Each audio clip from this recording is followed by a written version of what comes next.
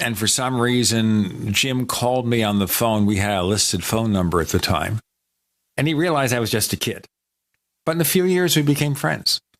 But it all started from rummaging the closeout shelves at a bookstore. And the reason I mention that is because there's really not much of that anymore. Where do you find a bookstore where you could just rummage the closeouts, the used books, and find a treasure?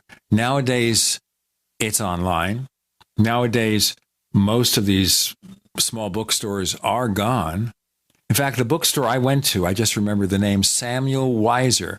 Oh, sure. They also had a small publishing company. Yeah, I remember going down there a few times. During my New York days, I was looking for books on the Western esoteric tradition, Crowley books, Eliphas Levi, reissues, reprints, McGregor Mathers, Israel Regardie.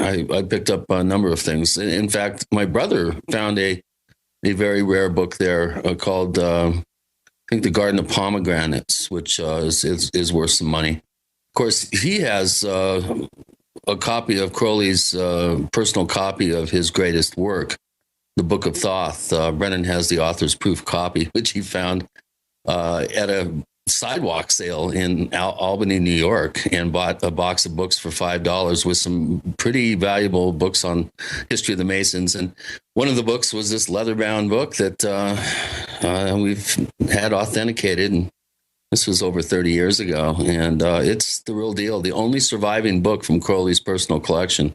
All the rest of the books were burnt. Well, if you ever run out of money, you auction that thing off on eBay. I bet. Yeah, we've turned down mid five figures for it. Let's put it that way. Whoa. Yeah, that's the real deal. Up in Sedona, did they have any of these old bookstores anymore? They don't, to my knowledge. There is a really good used bookstore in Quartzsite, Arizona, run by this nudist who walks around naked with a sock cinched up over his junk. So he's basically putting emphasis on put a sock on it. Yeah, well, he kind of has to, I think, legally, but he's quite a character. But he has a really neat bookshop. I found, what did I find there? I found, I think, some old Frank Edwards stuff, Incident in Exeter, I think. John Fuller, yes. Yeah, John Fuller, rather. Frank Edwards, by the way, it's interesting. I got to know him a little bit when I was a plant in the audience arranged by Jim Mosley during one of the shows that Frank Edwards did. And after the show, I got to talk to Frank, and he seemed like a really nice guy, really eager beaver, although he wasn't like an investigative reporter per se. He just basically cited the basics about a sighting, and he kept it up. But he died real young. I think I got to know him about a year before he died. You think about all the memories that come back from looking at these old books. And that's like a dying breed. You hardly find that anymore. Here in Arizona, there is something called Changing Hands Bookstore in Tempe. They've got a lot of old stuff, too. And that's one of the places where maybe I'll do a little rummaging. Yeah, whenever I go through some of the used book sections, there's the Hippie Emporium in Cottonwood has a used book section in there, and if I find a book by Keel or Valet, generally they're paperbacks, I'll buy them because so many people over the years, I talk to them about a particular book, and if I have extra copies around, then I can lend them out. So I've got I don't know how many Messengers of Deception I have, probably 2 or 3. Dimensions, Revelations. I've got several copies. This is the O'Brien Lending Library. Yeah. Okay, but you have to make an appointment to visit it. And I think you have to leave a major credit card as a deposit in case you don't return the book. I'm kidding. Today, this is something really fascinating today. We've got somebody I've known very, very slightly over the years. He was a reader, one of the readers of the magazine I did a number of years ago called Caveat Emptor, where we tried to look at UFOs, paranormal phenomena, as a very all-encompassing set of mysteries that may have a common cause. Now, George Hansen, first time on the Paracast, has a book that kind of sums up a lot of thought that we've expressed here, and certainly heavily influenced Stalking the Tricksters by our old friend there, Mr. Chris O'Brien. His book is called The Trickster and the Paranormal. Okay, it's not a new book. It's out 11, 12 years ago. But it's a fascinating subject to enter into. It's not an easy subject to digest. It's not, E.T.'s coming here and let's prepare for the second coming of the Martians or the Zeta Reticulans or whatever they're called. This is something far more complicated because it deals with a force or an energy or something that you find all over the place. It's part and parcel of our existence. And as a matter of fact, we're going to bring up one politically incorrect subject at the very beginning with George Hansen related to a very well-known abduction case. And I won't mention what that is now. I will tell you, folks, that we're immersed now in that new podcast called After the Paracast. It's available only if you're a subscriber to the Paracast Plus, where you also get an ad-free version of this show. How about that? Go to plus.theparacast.com. That's plus.theparacast.com for sign-up instructions for the cost of a Frappuccino every month, or a Crappuccino, whatever you want to call it. You get Paracast Plus. But we've got George Hansen. He's coming up next with Gene and Chris. You're in The Paracast. So here's what happened. I was placing an order online. The site went down. It took hours before it returned, but I'd already placed the order with another company. If your site goes down, you could lose business. And if you have a business or personal site, you'll want to know it's easy to run and it will stay online. At iWeb, your site is hosted on one of the most reliable networks in the world. Talk to a sales rep at iWeb.com. Use the promo code TechNightOwl for a special discount. First came Attack of the Rockoids, and it was a critically acclaimed success. And now there is The Coming of the Protectors. A former military intelligence man is contacted by a space woman in a dream that turns out to be a nightmare because evil forces on her distant planet are planning to conquer the Earth. This is gripping science fiction of the classic kind. Attack of the Rockoids and The Coming of the Protectors. Find out more at rockoids.com. That's Rockoids, ROCKOIDS.com. On the average, Americans work between 45 to 50 years, hoping to build up enough wealth to retire and live out their golden years. Unfortunately, with taxation, the rising cost of food, energy, housing, and medical, many retirees are forced to live below the poverty line. Is this a flaw free enterprise, or is our monetary unit we call the Federal Reserve Note forcing us into perpetual debt, ensuring inflation and higher taxes? These questions and more can be answered by reading G. Edward Griffin's book, The Creature from Jekyll Island. Congressman Ron Paul states it's what every American needs to know about central bank power. A gripping adventure into the secret world of international banking cartel. Hi, this is Ted Anderson. I will give a silver dollar from the early 1900s to anyone who purchases this book. Call 1-800-686-2237 and order a copy today. It's critical that the public be made aware of the system. Call and order your copy today at 1-800-686-2237. That's 1-800-686-2237. This alert just came in. This special announcement is for business owners and leaders of organizations who've been waiting for the right time to build. General Steel has made it impossible to wait any longer with rock-bottom prices that could save you thousands. That's right, General Steel, America's leader in pre-engineered structures, is offering buildings at prices you will never see again. Don't miss these prices. A 50 by 100 for $35,000. You heard right, that's 5,000 square feet for $35,000. Manufacturers, if you need a larger building, try a 100 by 100 commercial building for $129,000. You can't afford to rent with these prices. Imagine a 70 by 100-foot church building for under $69,000. With the economy improving and interest rates still at historic lows, you can't afford to wait. So call 866-91-STEEL. Lock in your price now. Call 866-91-STEEL. That's 866-917-8335. It's that time of year again, and you know what that means. Cold and flu season. But don't worry, HerbalHealer.com has you and your loved ones covered with our safe and natural products. Cold and flu fighters like beta-glucans, olive leaf antiviral capsules, grapefruit seed extract, HHA 4-herb capsules, elderberry power, and respirate.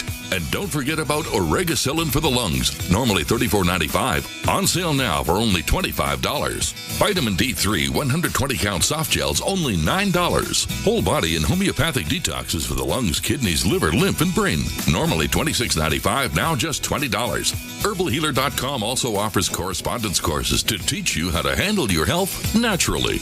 And as always, new customers get a free 128-page catalog with your order. Visit HerbalHealer.com and click the Winter Specials button to save on our natural cold and flu fighting products. HerbalHealer.com, healing the world with nature, one person at a time, since 1988.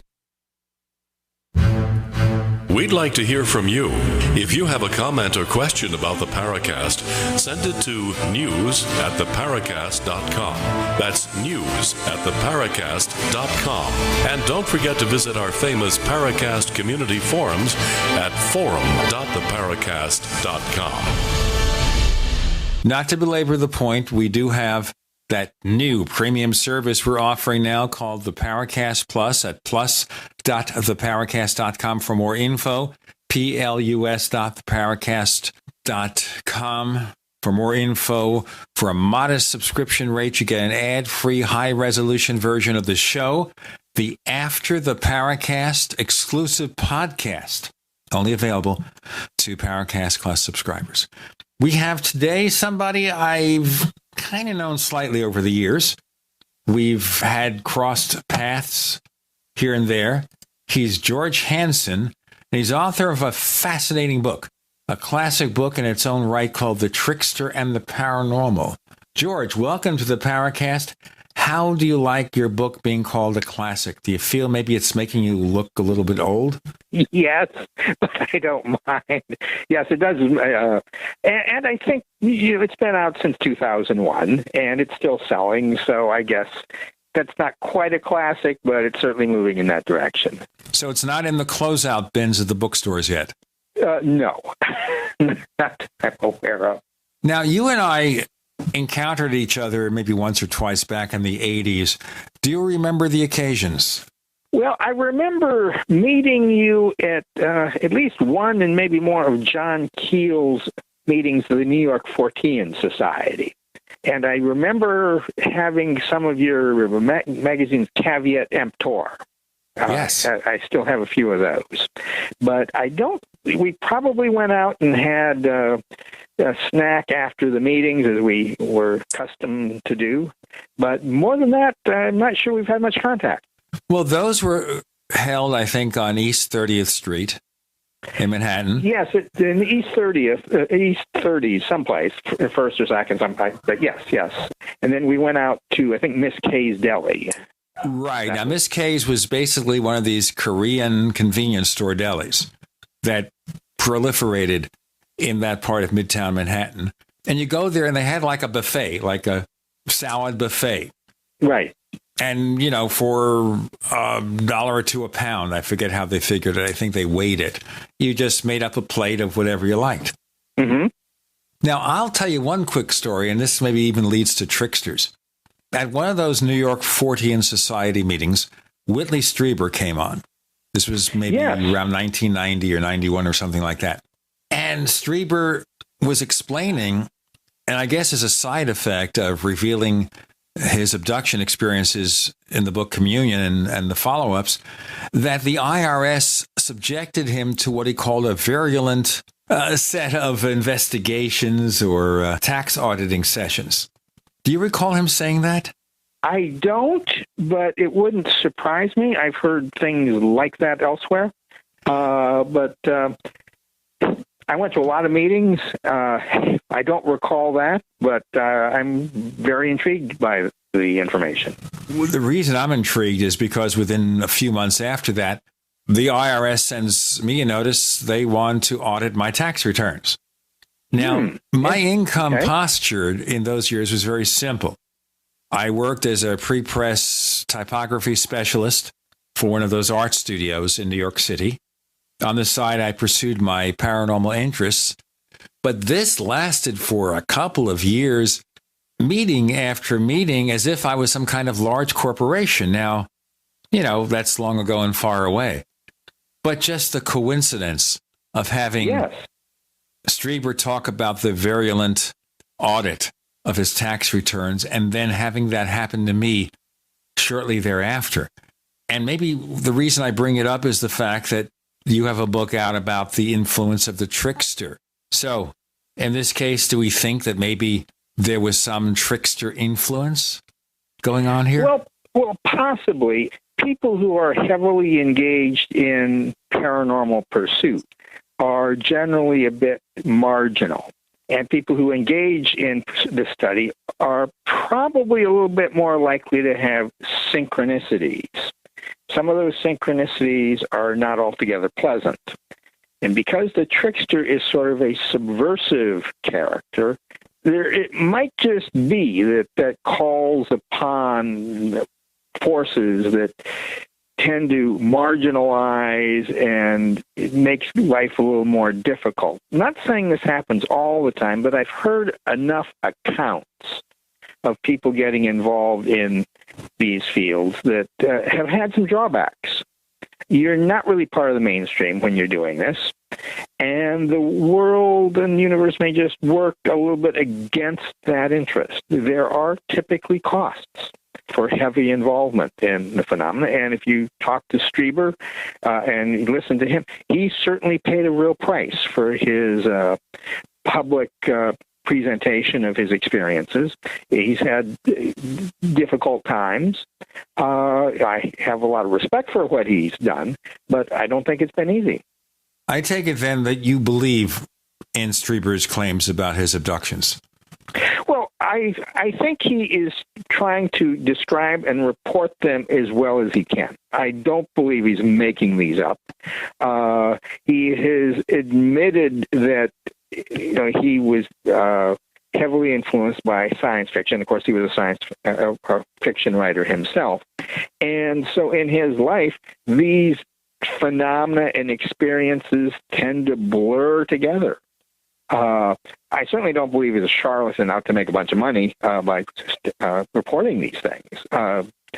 Everything I've been watching him, meeting him, I take him seriously. Doesn't mean I accept the literal reality necessarily, and I don't think Strieber necessarily does, of some of these beings and phenomena. We don't know what they are.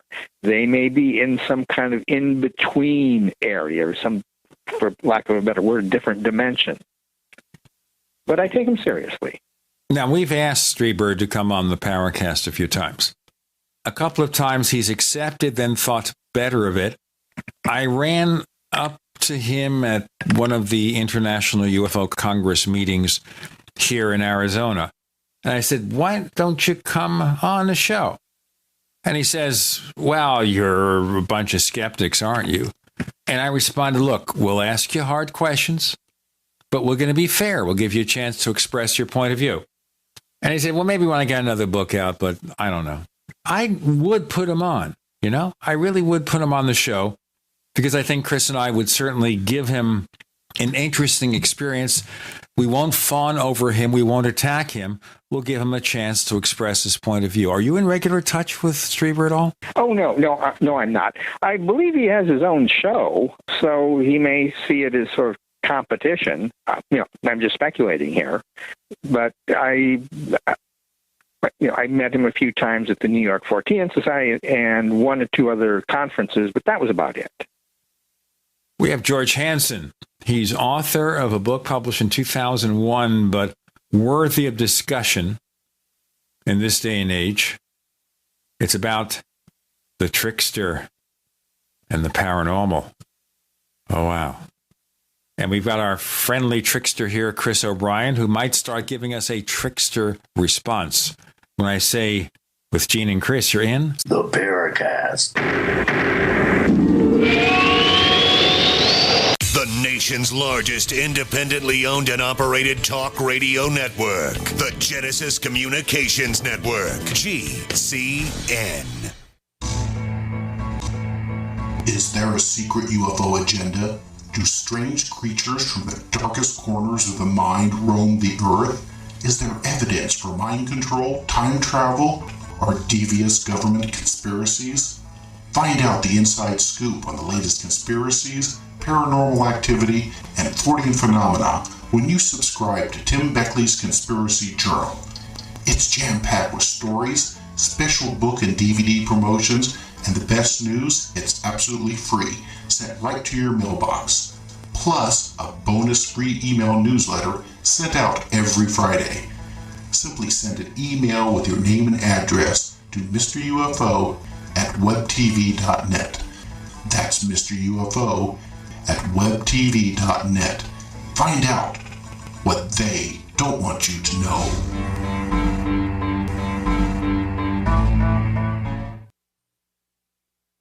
Hi, this is Steve Sanchez, and based on a recent study, it was found that 57 million Americans had legal issues over the last 12 months, but only 60% of those studied sought out the services of a lawyer. Why? In a nutshell, affordability. Well, my friends at Legal Shield have created a solution that can help you not if, but when you need an attorney. For as little as $17 per month, Legal Shield will provide you unlimited access to qualified attorneys at an accomplished law firm for advice and counsel on legal issues, no matter how serious or trivial.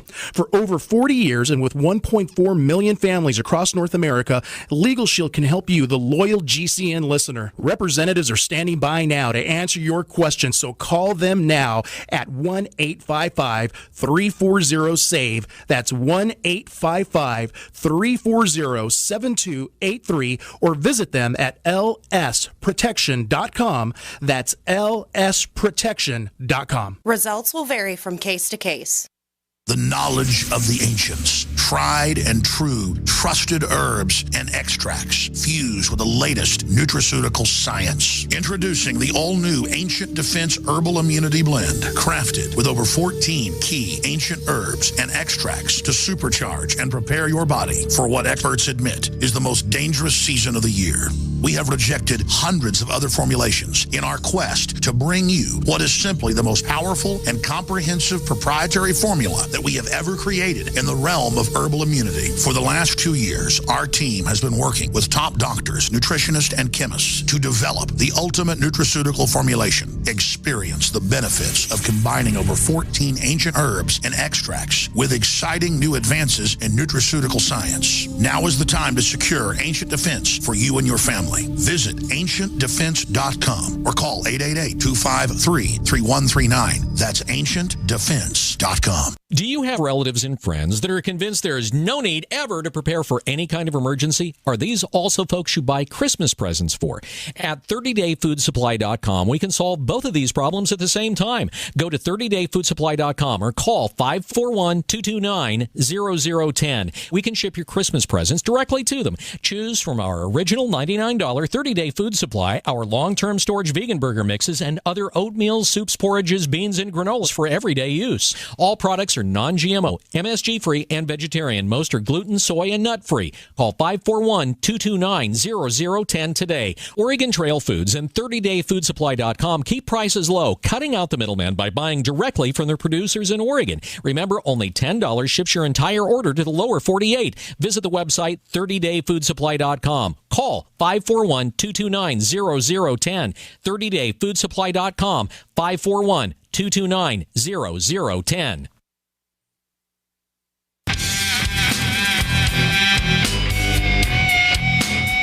This is Kurt Sotheby, author of UFO Mysteries, and you're listening to the Paracast. On the Paracast, we have George Hansen joining us for the first time, and I think after you hear him, you'll know why he's got to come back. He's author of a book called The Trickster and the Paranormal, and that takes you to politically incorrect realms of UFO and paranormal research. George, let's continue with abductions here because we talked about Whitley Strieber. And once again, folks, the invitation is open. I'm sure Whitley is aware of us and sometimes even listens. If you want to come on, Whitley, we'll give you a fair reception. We'll leave it at that. Let's move on. Okay, George, you investigated another abduction case, one involving a woman that occurred on the Brooklyn Bridge. And this is the one that was made famous in a book by Bud Hopkins. We had Bud Hopkins on a number of times in the final years of his life, and we talked somewhat about this. We've also had Peter Robbins on, of course, who did Left at Eastgate with Larry Warren, but also worked with Bud Hopkins on abduction cases. And I take it from the things you said about this particular case, you don't buy it. No, I certainly don't. I think it's a wonderful story. I'm certainly not the only one to be skeptical of this case today. Bud Hopkins' former wife, Carol Rainey, is also quite skeptical of the case, and she had even more involvement with firsthand accounts and direct experience with the so-called witnesses and especially the evidence. And I believe Carol Rainey will probably be publishing a bit more. She has published some things on a website. So, the Linda Napolitano case, also known as the Linda Cortile case, did generate an enormous amount of attention back in the 1990s, and Bud Hopkins' book was witnessed. And it's an engaging read, but I don't find it at all compelling. I think it's a very nicely fabricated story, but I don't see any good evidence to accept the reality of it. Now, I wouldn't entirely reject the idea that perhaps Linda herself had some kind of UFO or abduction type of experience. That I grant is a possibility. But the whole story about being taken aboard a flying saucer along with the UN Secretary General and then later being kidnapped by agents of some government, probably, well, we don't...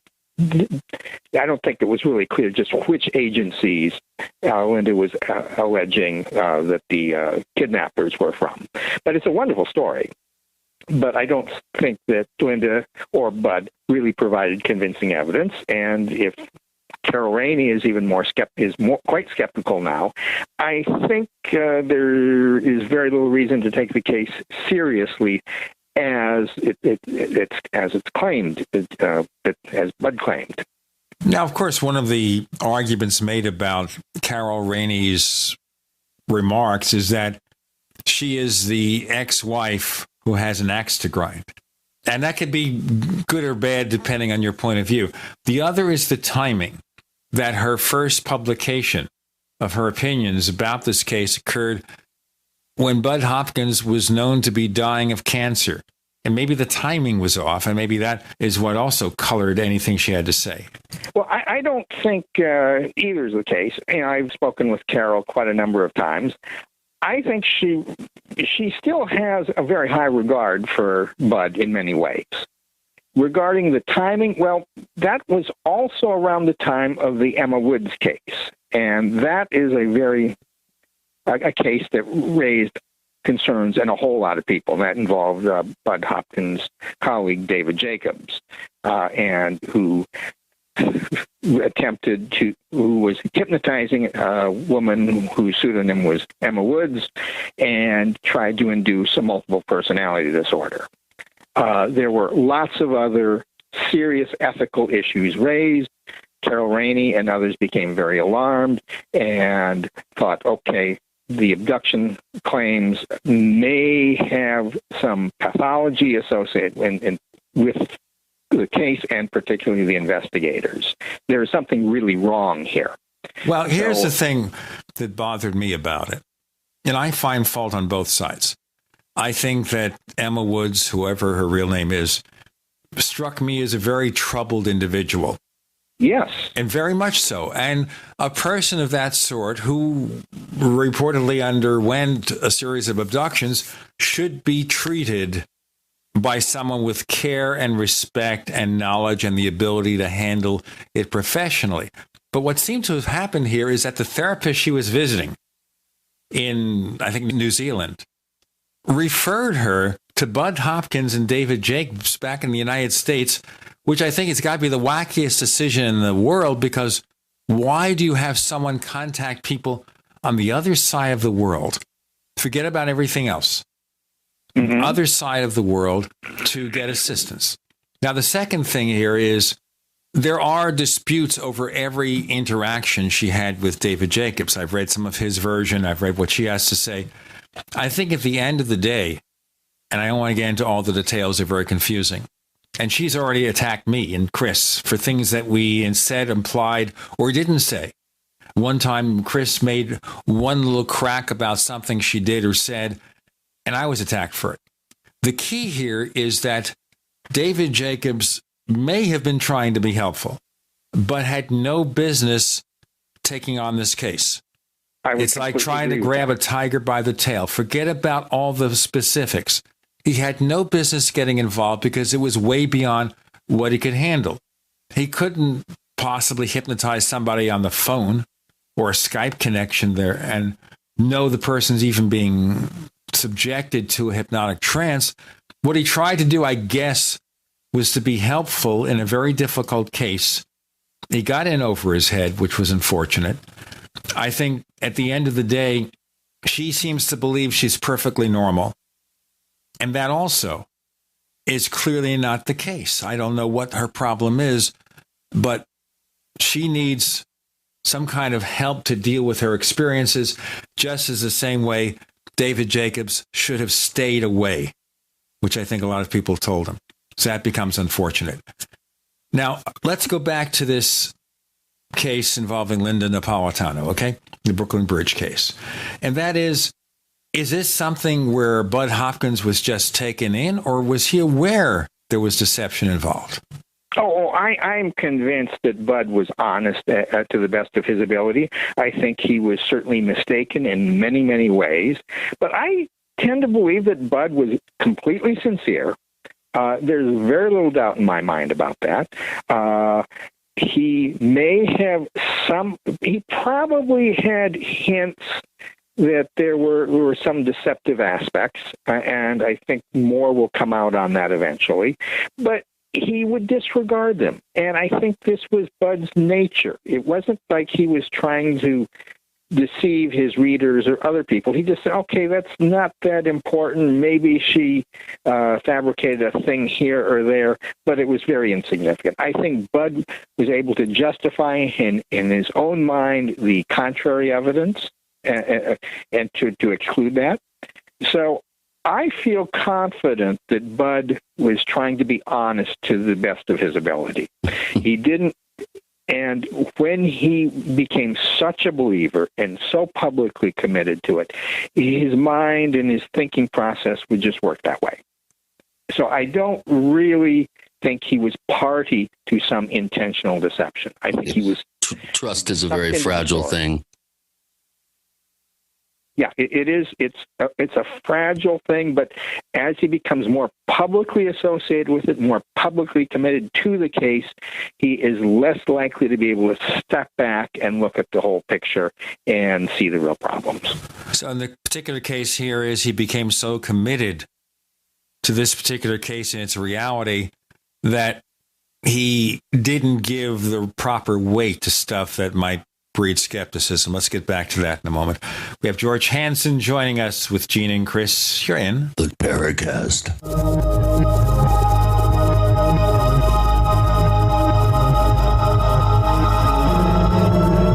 Great minds think alike. The network for the independent-minded. The Genesis Communications Network. GCN. Attack of the Rockoids has been well received by critics and readers alike. It's a thrill-a-minute story you'll never forget. A former U.S. military intelligence officer is haunted by intense dreams about a beautiful woman pleading for his help after a terrible battle in outer space. But the dreams turn out to be true and thrust him into a telepathic love affair with a woman whose faraway planet is intent on destroying the Earth. And now the gripping tale continues in The Coming of the Protectors. It's the second book of the Rockoids trilogy, a galaxy-spanning adventure that pits our hapless heroes against powerful, fanatical enemies that threaten the lives of freedom-loving beings everywhere. Attack of the Rockoids and The Coming of the Protectors. Classic science fiction at its best, available now. For more details, visit rockoids.com. That's ROCKOIDS.com. The experts at Web.com want to build your business a successful website for free, just like we did for these current Web.com customers. We've used and looked at other website designers, but there's nobody better than Web.com. Web.com can build your website in as little as 7 days free. Plus, we'll promote it on all the major search engines like Google, Yahoo, and Bing. If after 30 days you're happy, we'll continue to provide promotion, hosting, support, and maintenance, all for one low monthly fee. If not, cancel and pay nothing. If you're in business today and you don't have a web presence, you won't be taken seriously. Call right now and you'll also get a free .com or .net domain name for your new website, powered by VeriSign, the world's leading domain name provider. Call 800-297-0154. That's 800-297-0154. No upfront charge for site build, after which ongoing fees apply. Rights to site are relinquished when canceled. Domain included during active service, after which fees apply. That's 800-297-0154. The Genesis Communications Network is one of America's premier broadcasters of captivating talk radio. We thank you for listening. Now, just imagine, there are thousands of people who are just as passionate about radio as you are. But what you may not realize is how easy and affordable it is to advertise with us. Radio commercials for your business could be heard on hundreds of radio stations across the U.S. every day. We can help you by creating an effective radio advertising campaign for your company. From script writing to producing your commercial, just like the one you're listening to right now. No other network provides the level of customer service we do. When it comes to radio advertising, we are your one-stop shop. And no matter how big or small your business is, we can help. Email us at advertise@gcnlive.com, and an experienced advertising executive will help you take the first step towards driving more customers to your business or website. Advertise@gcnlive.com. Easy, affordable, effective. The human body is extraordinary. Despite all the stresses we inflict upon it, it still works hard to stay in balance. Thousands upon thousands of people rely upon Heart and Body Extract to help their body stay balanced. This excellent 100% natural herbal formula helps maintain healthy blood pressure levels, cleans arteries, promotes good circulation, balances cholesterol, and more. HB Extract, paired with healthy lifestyle choices like good nutrition and exercise, can give you a life free of pain, sickness, and fear. Recapture your youthful vitality and experience your body healing itself with the aid of HB Extract. It's extremely effective and it starts working in just days. Visit hbextract.com to learn more and to read scores of testimonials from satisfied customers. And we've never increased our price in over 10 years. That makes Heart and Body Extract as great a value now as it was the first day we sold it. A healthy heart is a happy heart. Call 866-295-5305 or go to hbextract.com.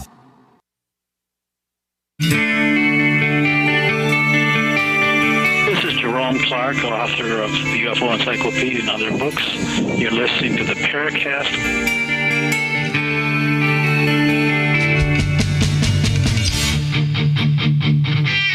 With Gene and Chris in the Paracast, we have George Hansen, who wrote The Trickster and the Paranormal. And we're talking right now about the Linda Napolitano case in Witness by Bud Hopkins.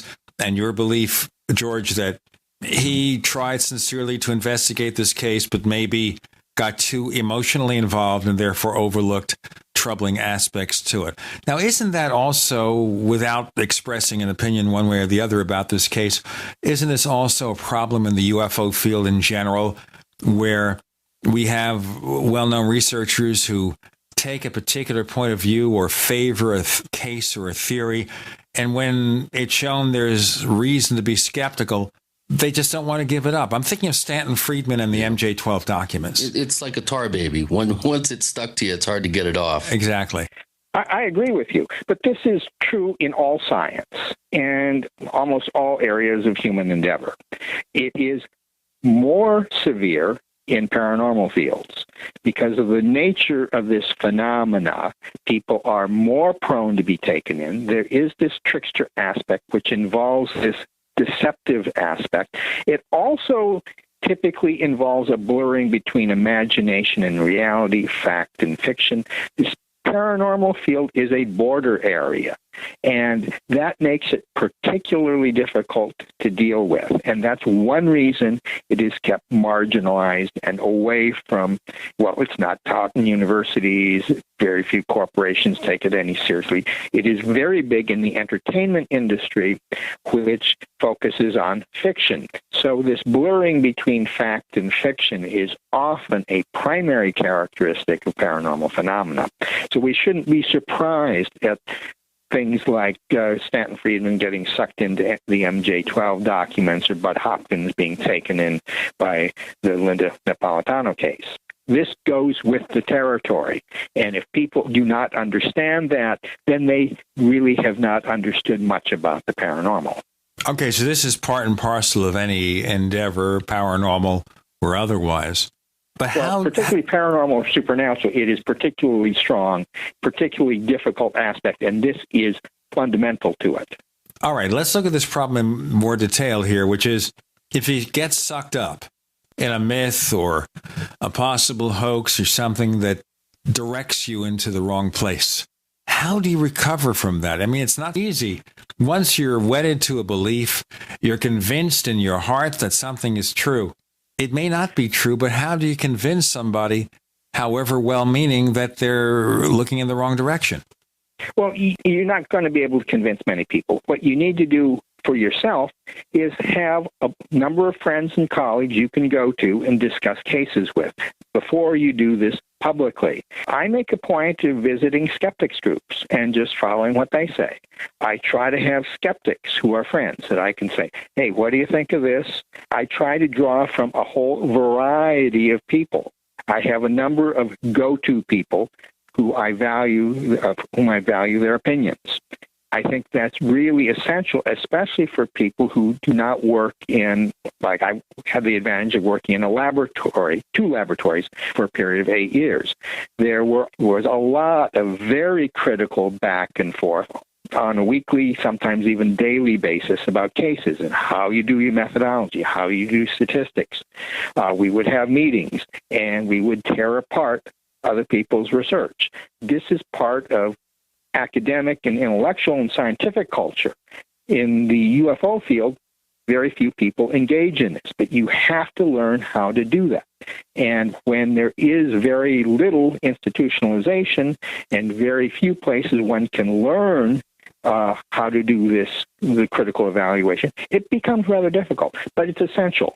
And until people realize that they need to do that and have that interaction on a regular basis, we're going to continue to have these kinds of problems in the field. Well, for the benefit of some of our new listeners, George, why don't we give them a little bit of your background so that folks know exactly when you say you were involved in a couple of laboratory situations for 8 years. You were in parapsychology for a number of years, and you still have your connections within the parapsychological community of academia. Why don't you give us a real quick thumbnail sketch of your background for some of our newer listeners? Okay, I worked 3 years full-time at what's now called the Rhine Research Center in Durham, North Carolina, and 5 years at Psychophysical Research Laboratories in Princeton, New Jersey.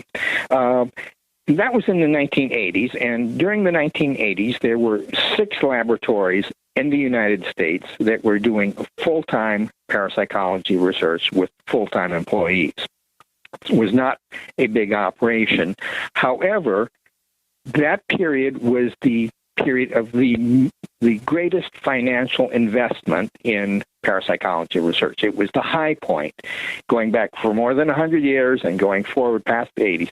That was the time when there was the most professional level research done. There were a number of university professors who are also conducting research at that time. Today, there is very, very little. I can identify 2 laboratories today that are doing some research, the Rhine Center, still in North Carolina. Much, much less activity there than there was 30 years ago. There's also the Institute for Noetic Sciences out in California. And there are individuals who are doing some very good research, too. But there is much less institutionalization. There are many fewer educational opportunities. So it's becoming more difficult to do quality level research in paranormal fields. That's just the. Why do you think it's fallen off? Is there like too much of a giggle factor or a slime factor involved with it, or was it because of the results that people were coming up with? Was it too inconclusive to warrant further funding, that sort of thing, or maybe less government contracts? This is a very, very long and involved discussion. This marginalization, this pushing this to the side has been going on, not for 100 years, but for over 2,000 years. I've got a YouTube video. I did a lecture in New York City. The audio, unfortunately, isn't very good, but it's the title is Whatever Happened to Parapsychology. Large, complex societies, by their nature, tend to marginalize and exclude strong paranormal experiences. They push them aside and they don't want to deal with them. Now, there's some very fundamental reasons for that. It has to do with the very nature of the structure of society and the nature of the paranormal or supernatural. This is not new. You can go back 2,000 years ago and you will see the debates about the reality or unreality of these phenomena being debated. Back in the Middle Ages and the Renaissance and Reformation, these types of issues were debated. When Protestant Christianity arose, for instance, there was the doctrine among some Protestant denominations of the cessation of the charismata, meaning that miracles stopped at the time of the apostles. That's just one example. Many mainstream churches discourage use or pursuit of paranormal abilities. So this is not something new. This is something very fundamental to our culture. And people in these fields rarely realize that. They rarely read historical accounts. But it's fundamental to understanding these phenomena and their place in our culture. And if you don't understand history and don't read history looking for these debates, you won't understand this. This is not new. Would you suggest then that people in the UFO field who are just looking for ET and disclosure are ignoring the lessons of history, not paying attention to how we got from there to here? And Yeah, that's right. Okay, let me take that up with you further in our next segment with George Hansen, author of The Trickster and the Paranormal. So far, with our Paracast Plus service, we have the ad-free version of the show with a higher resolution copy, so it sounds clearer, crisper, and some of those marginal connections might be easier to understand when we have people with bad phone service. And then we also have the After the Paracast podcast, an exclusive for Paracast Plus members. We've got more to come, and we also invite your suggestions on how we can deliver the package better. Go to plus.theparacast.com, plus.theparacast.com to sign up. And our favorite trickster is Chris O'Brien. I'm Gene Steinberg. You're in The Paracast.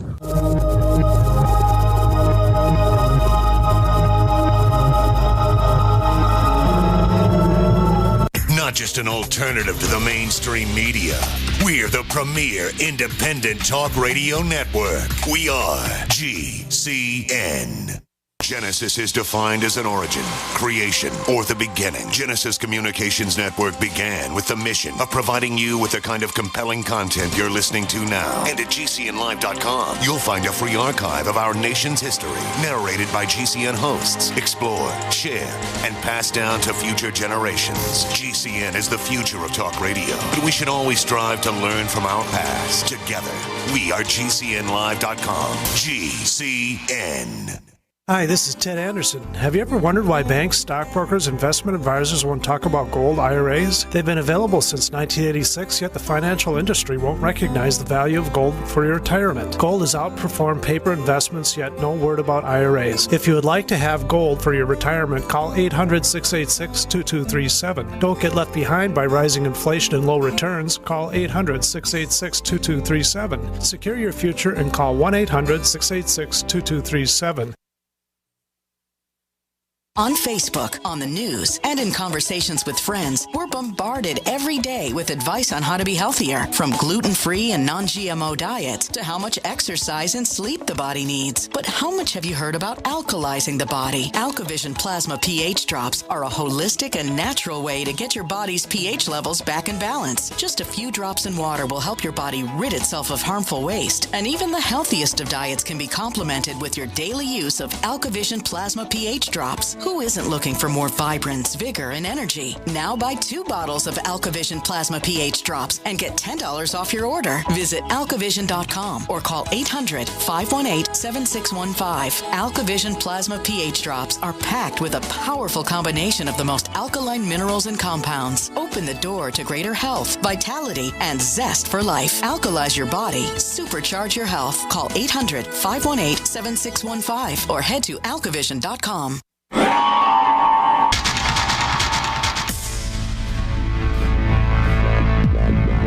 Welcome back to the Paracast, the gold standard of paranormal radio. And now, here's Gene Steinberg.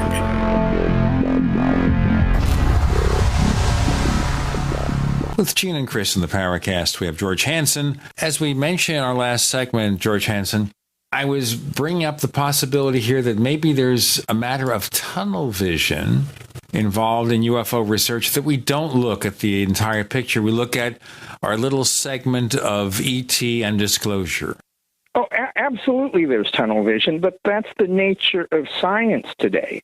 People are taught particular ways of looking at things. If you look at universities, there's departments of psychology, departments of sociology, departments of history, departments of philosophy, departments of physics. All of these have something to say about the paranormal or supernatural. However, people are not taught to look across disciplines. They are taught to become specialists in certain small areas. And by and large, that works very well for many fields. It does not work well for these phenomena. So just the very nature of these phenomena, it tends to blur boundaries, blur issues across these various areas. Now, that's very hard for people to understand. To really be able to grapple with these phenomena, one has to have familiarity with a number of fields. To take one example, we've made very little progress in this. I point to Jacques Vallée's book, Passport to Magonia, published in 1969. That's 45 years ago. Now, Vallée had some very important insight.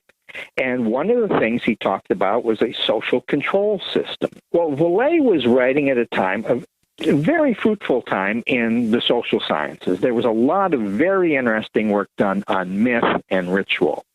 Vallée could not have been expected to be familiar with that because it was being published the same time he was publishing Passport to Magonia. But a lot of that work on myth and ritual was highly relevant to UFO phenomena. But almost no one draws upon that. Vallée opened up a new area along with John Keel, but no one really has taken that very much further. But there's a lot of very interesting work done on myth and ritual. I'd say it this way. For thousands of years, people have used rituals to control, channel, and hedge off paranormal or supernatural forces. And they have used myths to describe, explain, and understand those forces. But there's a real aversion in science to studying myth or ritual, to take it seriously. Myth is looked upon as fantasy. Ritual is looked upon as superstitious behavior. But this is where we should be looking. And very few people are willing to do that. They want to talk about physics and interdimensions, wormholes, and the like. People have been dealing with these phenomena for thousands of years. And the way they've been dealing with them and understanding them is via ritual and myth. People don't talk about that much today. Well, much of science and how it's conducted could be actually considered as ritualistic in many ways. And of course, scientists would be the last ones to agree with that statement, but there is a fair amount of ritual and programmed singular behavior involved in the scientific disciplines, especially when you get into field work and lab work. There are certain protocols. Everything in life is a ritual. Tying your shoes in the morning, the way you tie your shoes could be considered a ritual. So yes, it is a very important, but often and mostly overlooked aspect of this type of work. That's right. And people do not analyze it from the standpoint of ritual and its implications. So yes, scientists do use ritualistic type processes, but they don't analyze it from that standpoint. They don't think about what this does to consciousness, what it does to awareness and focus. Well, that's beside the point. Yeah, and it also actually can impinge upon the results. Of course, Heisenberg and the uncertainty principle and the Copenhagen interpretation states that any time you observe something, you are subtly and sometimes grossly affecting the actual experience that you're studying, and that you. Yes, but that can be easily dismissed as only applicable to subatomic processes. Here we're dealing with overt, large-scale phenomena comparatively. So it's very easy to dismiss the quantum mechanical Heisenberg types of ideas as basically irrelevant. And in most cases, they are irrelevant, although from a philosophical perspective, it's useful.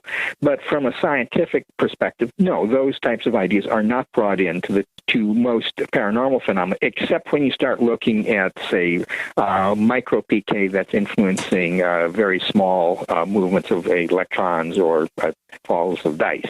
So it's very hard to scale that up. It may be able to be done, but I can see why people avoid that. There are ways of looking at ritual and myth from an anthropological perspective that give us much more insights than the physics does. What I find very interesting about your book, Trickster and the Paranormal, is it was you observing some of the infighting, the way science was conducted, and just the way the whole parapsychology field sort of was unfolding around you. That's what I think first really clued you in that there was some sort of tricksterish element that was involved. Why don't you kind of dovetail from the scientific work? That was part of it, but a small part. The primary impetus was the realization of all the frauds and hoaxing going back well over 100 years within parapsychology and psychical research, especially the hoaxing of mediums. Then when I started getting involved in the UFO phenomenon, the hoaxing and deception became even more obvious, especially with the government disinformation. I remember talking with John Keel one time and suggesting, well, what we really need to do is have a history of hoaxes in ufology. And Keel, in his usual manner, curmudgeonly manner, would say, well, that's all it is. That's the entire history of ufology, which was a little bit of an overstatement, but not too far. So this pervasiveness of hoaxing, and I also at that time was involved, and still am, with magic and performance magic, and a member of International Brotherhood of Magicians, and followed the ways people would pull off hoaxes and frauds. So this was a very pervasive accompaniment to psychic phenomena that I was aware of. And by and large, most people in parapsychology really, really did not want to hear this. I presented several papers at conventions, and I was not particularly well received. Most researchers did not want to learn anything at all about magic tricks. There was really significant antagonism to my message. So that was number one. And if you just step back and look at the paranormal fields, you just see hoaxes and deception just all over the place. Any comprehensive theory needs to explain that association. between hoaxes and deception and paranormal phenomena. That was number one. Number two was these groups, whether it be spiritualist groups or parapsychology laboratories or UFO research groups, never really got to be effectively institutionalized. That is, they did not become integrated into educational institutions, for instance. You would have a few professors doing research here and there. Sometimes there may be 2 or 3 professors at a university who are doing it, and then it would fall apart after 5, 10, 15 years. It just didn't last. There are no departments of parapsychology in any accredited university in this country. There are no departments of UFO research in any accredited university in this country. And these phenomena are enormously popular. There is enormous interest in these. Why is it these phenomena are not accepted in institutions? If you look at major corporations, they virtually never admit to using psychics or have an interest. 2 contrary examples would be the entertainment industry that devotes enormous resources to paranormal stories, but those are fiction. Another industry would be the telephone psychic hotline. Okay, Well, so we have the psychic hotlines, we have the entertainment industry, and we've got a lot more to talk about with George Hansen, author of The Trickster and the Paranormal. We got to meet some paranormal tricksters and we'll be in trouble. Here's one of them with Gene and Chris. You're in the Paracast. First came Attack of the Rockoids, and it was a critically acclaimed success. And now there is The Coming of the Protectors. A former military intelligence man is contacted by a space woman in a dream that turns out to be a nightmare because evil forces on her distant planet are planning to conquer the Earth. This is gripping science fiction of the classic kind. Attack of the Rockoids and The Coming of the Protectors. Find out more at rockoids.com. That's Rockoids, ROCKOIDS.com. Do you need a website? Well, you can get a great deal on hosting services with Namecheap's legendary coupon code. They're offering substantial hosting discounts on shared hosting, business hosting, VPS hosting, reseller hosting, and even dedicated servers. Namecheap is preferred by millions. It's backed by a money-back guarantee. Use the coupon code LEGENDARY to cash in on the special deal at Namecheap.com, Namecheap.com. Mike Stenerson for Midas Resources. At no time in history have precious metals been more important, certainly not in my 22 years in the industry. The dollar has lost over 90% of its value in the last 60 years. No fiat currency has ever survived the government printing presses. Ours is not immune. The time is now to be proactive. 1-800-686-2237, extension 116. Anything tied to the dollar is at risk. CDs, annuities, 401ks, IRAs, stocks, bonds, you name it, so decide. Do you want to leave a legacy of wealth or debt for your family? The choice is yours. Call me at 1-800-686-2237, extension 116. That's 1-800-686-2237, extension 116. Be proactive, not reactive. Call 1-800-686-2237, extension 116. You pick up the receiver with your heart racing and sweat dripping from your forehead. You finally muster the courage to dial the number to call into your favorite talk radio show. It rings once, twice, and then... Hello, it's GCN. What's your name and the state you're calling from? Surprised you got through, you squeak out. Jason from Minnesota. Please hold. As you patiently wait for your turn, you begin to daydream about being a famous talk radio host and what it would be like to have your own show. Jason from Minnesota, you're up. Millions of loyal listeners worldwide waiting to call and talk to you. Caller, are you there? Cheering crowds surround you, calling out your name. Jason! Jason! Going once, twice. Okay, we gotta move on to the next caller. You blew it. Huh? Wait, no! Interact with the host you're listening to right now, online at GCNlive.com. Click on the community link. Engage with other listeners. Ask questions. Start debates. Don't agree with the host? Let them know. Be a part of the community at GCNlive.com. For over 5 years, you've been hearing about the Berkey Guy, so you may know a few things about him. For example, you are well aware of the superior quality and effectiveness of Berkey water filters and accessories. But did you know the Berkeys have had independent lab tests done to prove just how effective they are? It's true, and he can email you the test results. Just visit goberkey.com. You may also know that the Berkey Guy has helped tens of thousands of people get better prepared. Now here's something you may not know. GoBerkey.com has amazing specials and deals all the time on a wide variety of survival and preparedness products. Most ready to ship same day. Visit the Berkey Guy at GoBerkey.com and be sure to click the red Products on Sale Now button. You can always call toll-free 877-886-3653. Again, that's 877-886-3653. GoBerkey.com, home of the Berkey Guy. We'd like to hear from you. If you have a comment or question about the Paracast, send it to news@theparacast.com. That's news@theparacast.com. And don't forget to visit our famous Paracast community forums at forum.theparacast.com. When Chris does that voice, I think he's going to be the Paracast. George Hansen. So we're talking about entertainment. We're talking about 1-900 Psychic. Where else, George Hansen? Yes. So probably the two major industries that are devoted to paranormal that are really obvious to many people. And when I'm talking about industries, I mean collections of businesses that have buildings, paid staff, real financial resources behind them. The entertainment industry, you look at Hollywood, look at the blockbuster movies, are often have paranormal themes. Ghostbusters, Independence Day, even Harry Potter. You've got lots of myth and paranormal, supernatural types of experiences occurring. Let me just ask you here before we go on. Independence Day, famous popcorn thriller from 1996, is going to be a sequel in 2016, 20th anniversary.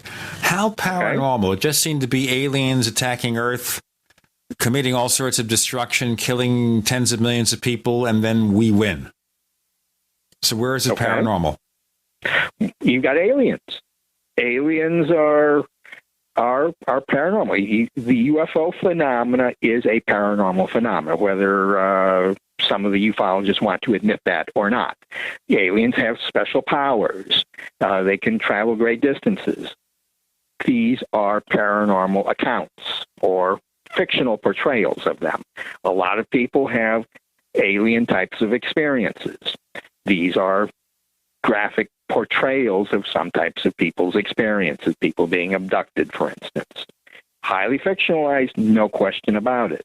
But it's not like a show about police officers chasing criminals or chasing the mafia or doctors overcoming certain diseases. This is dealing with a paranormal theme. Yes, but is it paranormal or is it just reflecting what?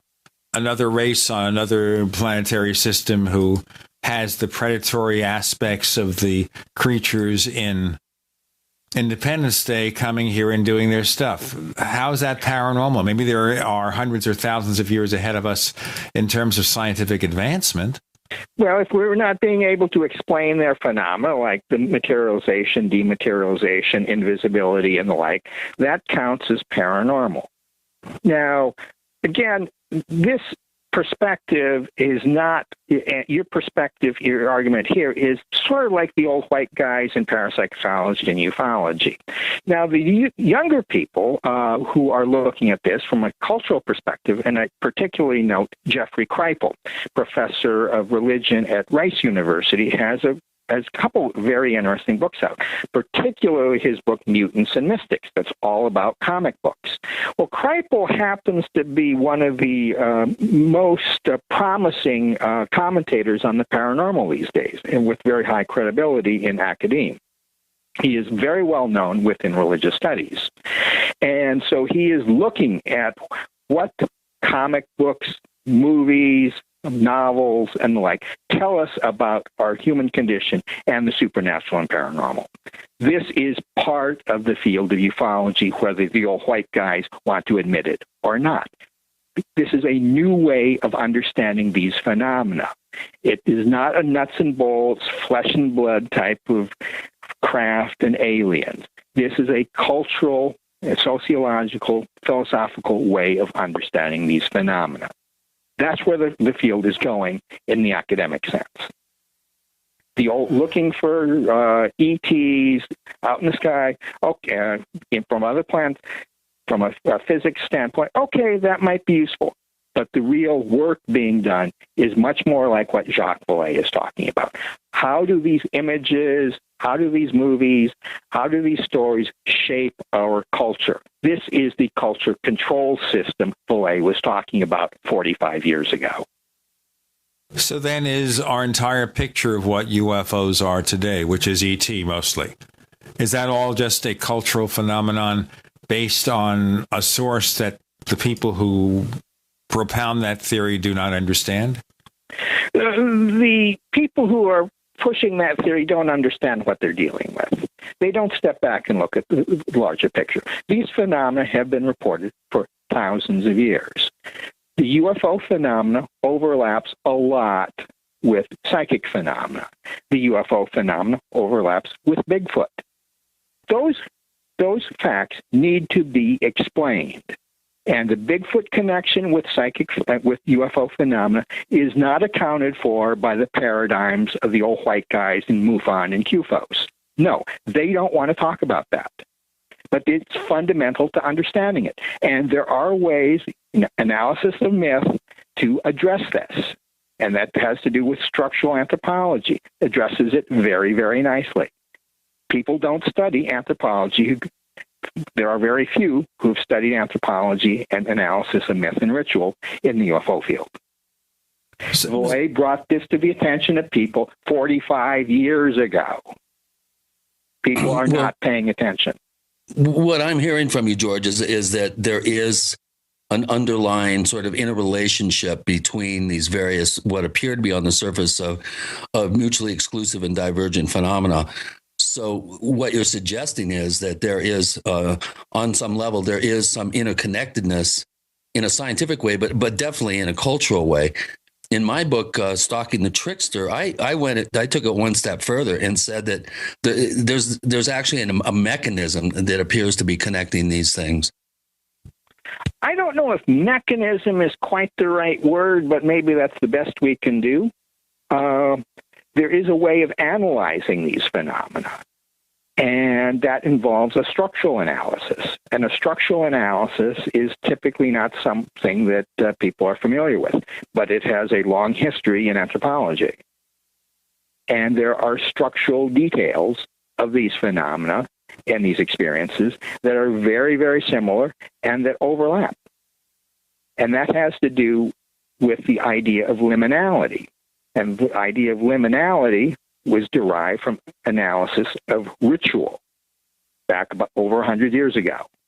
Anthropologists understood something about ritual and this in-between area, which is between the heavens and the earth. We have angels and UFOs. Between life and death, we have mediums, we have ghosts, we have near-death experiences, we have claims of reincarnation. Those experiences and phenomena blur that distinction between life and death. Most people think life and death are very separate, and our culture makes boundaries between life and death. It sounds to me, and I want to simplify this for listeners whose eyes might be glazing over now. It sounds to me here is that we're taking a very simple, I won't say simple-minded, a very simple approach to what all this means. And we really need to define this, George, as we progress. And I'm going to also ask more about who and what is the trickster. Is it a singular or plural entity? What is it? More to come. George Hansen's our guest with Gene and Chris. You're in the Paracast.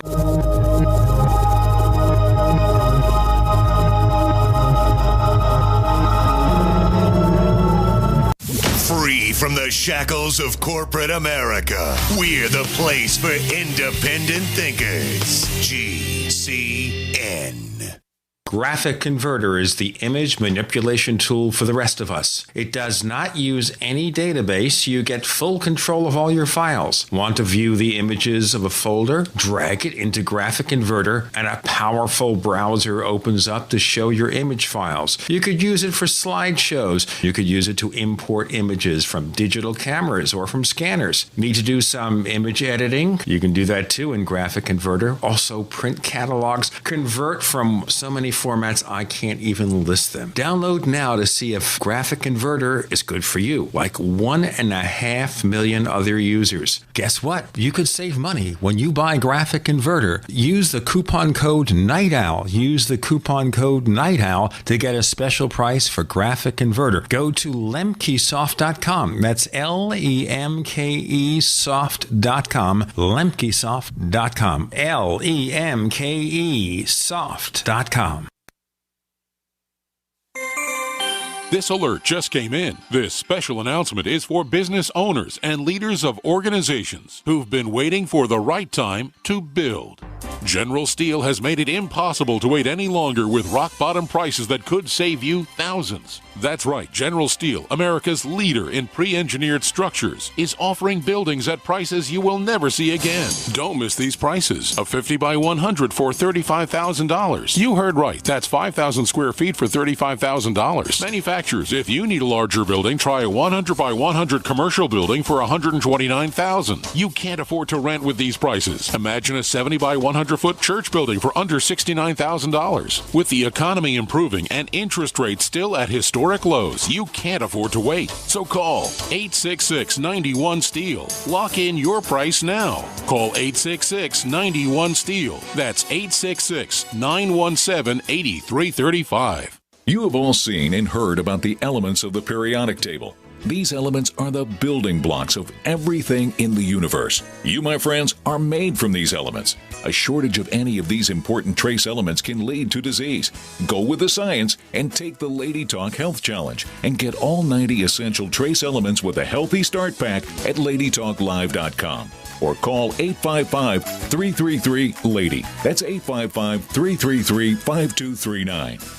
Research shows it's not just what you put in your body that counts, it's what you put on it as well. Why not use an all-natural, healthy mineral-based makeup that actually benefits your skin? Once you experience the airiness and flawless coverage of Longevity mineral makeup, you will never use anything else. With Longevity, the perception of your complexion will be natural perfection. Animal-friendly mineral makeup at Mary Lou Health. That's MARILU Health.com. Or call 855-321-HEALTH. We live in a complicated society. Stressful issues are always popping up. Have you ever been treated unfairly by someone? Have you ever been overcharged for a repair? Have you ever signed a contract or a document? Worried about identity theft? How many times have you been in those unique situations where you just wanted to call an attorney to find out if you're right or wrong, or what your legal rights are? But every time you think about calling an attorney, what do you think about first? That's right. Who do you call, and how much will it cost? Our friends at Legal Shield have found a solution. With a nationwide network of 6,900 attorneys who average 19 years of experience, Legal Shield's law firms take over 40,000 calls per week helping their members. For less than $20 per month, you can have access to Legal Shield on everything from the trivial to the traumatic. Let Legal Shield stand up for your rights at lsprotection.com. That's lsprotection.com. Or call 855-340-SAVE, 855-340-7283. Results will vary from case to case. Hi, this is Don Ecker, and you are tuned into the Paracast. Let me tell you what, you're going to hear stuff here that you probably won't hear anywhere else. Hear that, George Snorri? So we're looking here about the world of cultural phenomena, archetypes, the trickster. George Hansen, is the trickster a singular force, a force collectively? What is a trickster or the trickster? I don't use those words to describe it. I describe it as a constellation of characteristics or qualities. And these qualities include things like disruption, whether it's in an individual's life or in the life of a society or large culture or nation. There is deception when people are not honest, when an individual may not be, when a society may not be. That is one aspect of this constellation. Also, the trickster constellation involves violation of sexual taboos.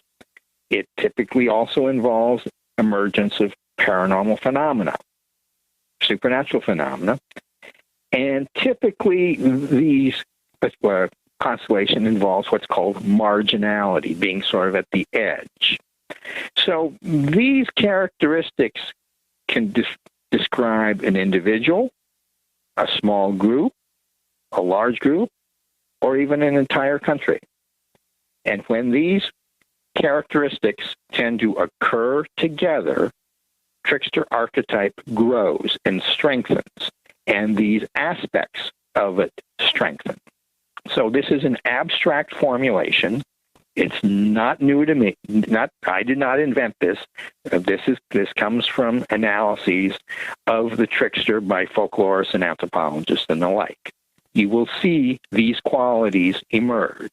And when you see them emerge, one should be a little bit alarmed, a little bit cautious. Well, boy, I'll tell you, the state of affairs in this world right now, the trickster is this behemoth that's been gathering some amazing amounts of power and strength. There are, if you look at, say, the Middle East, fundamental Islam has a strong belief in the jinn.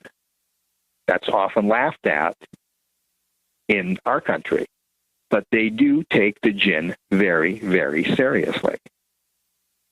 So you can take the jinn to court. Pardon? You can literally take the jinn to court in some. Okay, I wasn't aware of it. That's interesting. Yeah, there was a case back in 2009 where a jinn was sued, and they had to marshal whatever sort of jinn busters to go in and render the illegal decision that the jinn had to cease and desist and depart. Wow. This one, but yeah, no, this was an actual news story, and yeah, I found it very interesting that's how seriously they take the subject over there. Of course, Rosemary Ellen Guiley, who's been a guest on the Paracast a number of times, she has written 2 very good books about the jinn, which I find fascinating. I recommend them to you and all our listeners out there. Okay, if one was co-written by Philip Imbrogno, I think one should have a little bit of skepticism.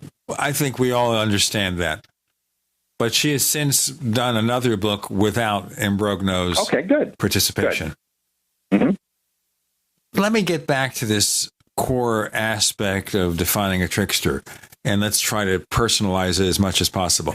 So people who believe or theorize that UFOs are here from other worlds, physical aircraft, are they all barking up the wrong tree, or is that not mutually exclusive?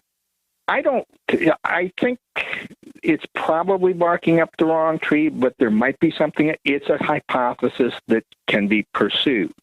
However, if one steps back and looks at the UFO phenomena and asks, okay, what is happening here? When does it happen? To whom does it happen? How frequently does it happen? I don't think you can reasonably defend the ET hypothesis very well. It might seem from a standard normal person's idea, okay, yeah, you can pick out the data. But how do you explain the types of people who have these experiences? Why? These people who have experiences have certain personality characteristics, typically. They're not just a random sample. And this was shown rather clearly by the Roper poll that was done back, I think, in the early 90s. So you've got that to explain. You also have to explain, well, why do we see Bigfoot reports sometimes in conjunction with UFO phenomena? Also, you have to try to explain, well, how come a whole lot of the U.S. government psychic spies have had UFO encounters?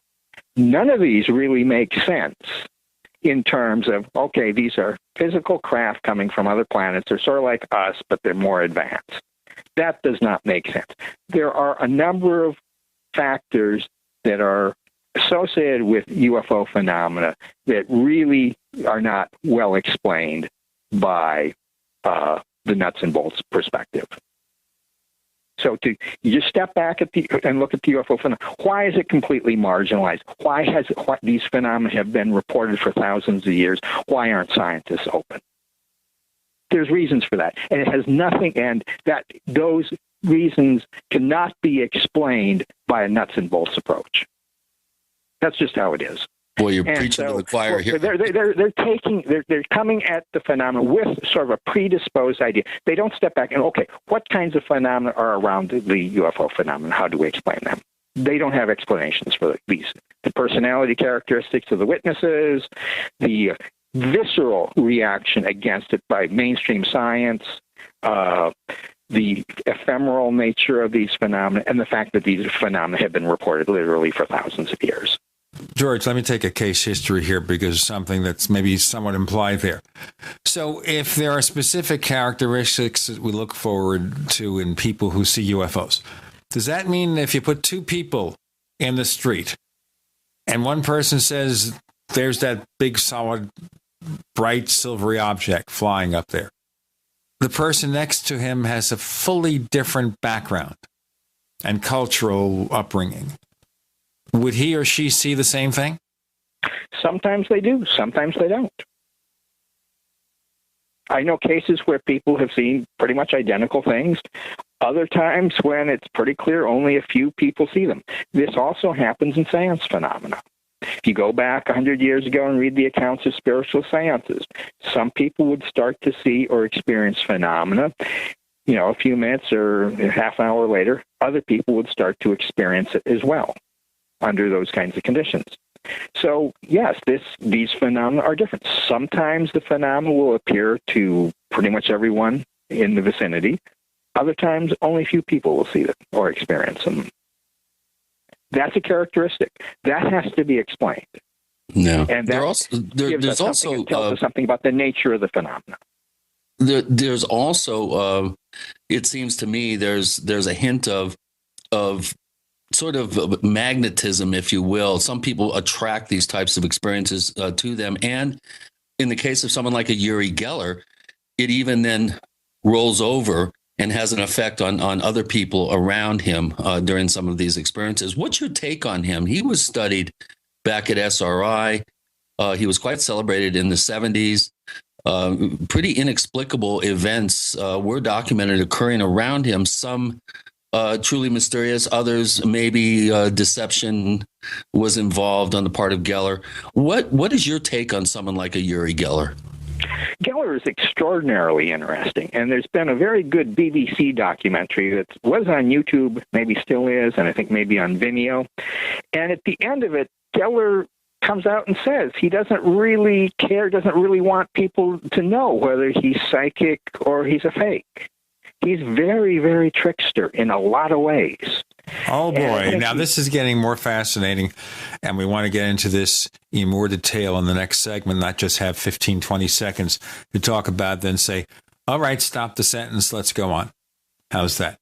The book, The Trickster and the Paranormal, talking about Uri Geller with Gene and Chris. You're in the Paracast.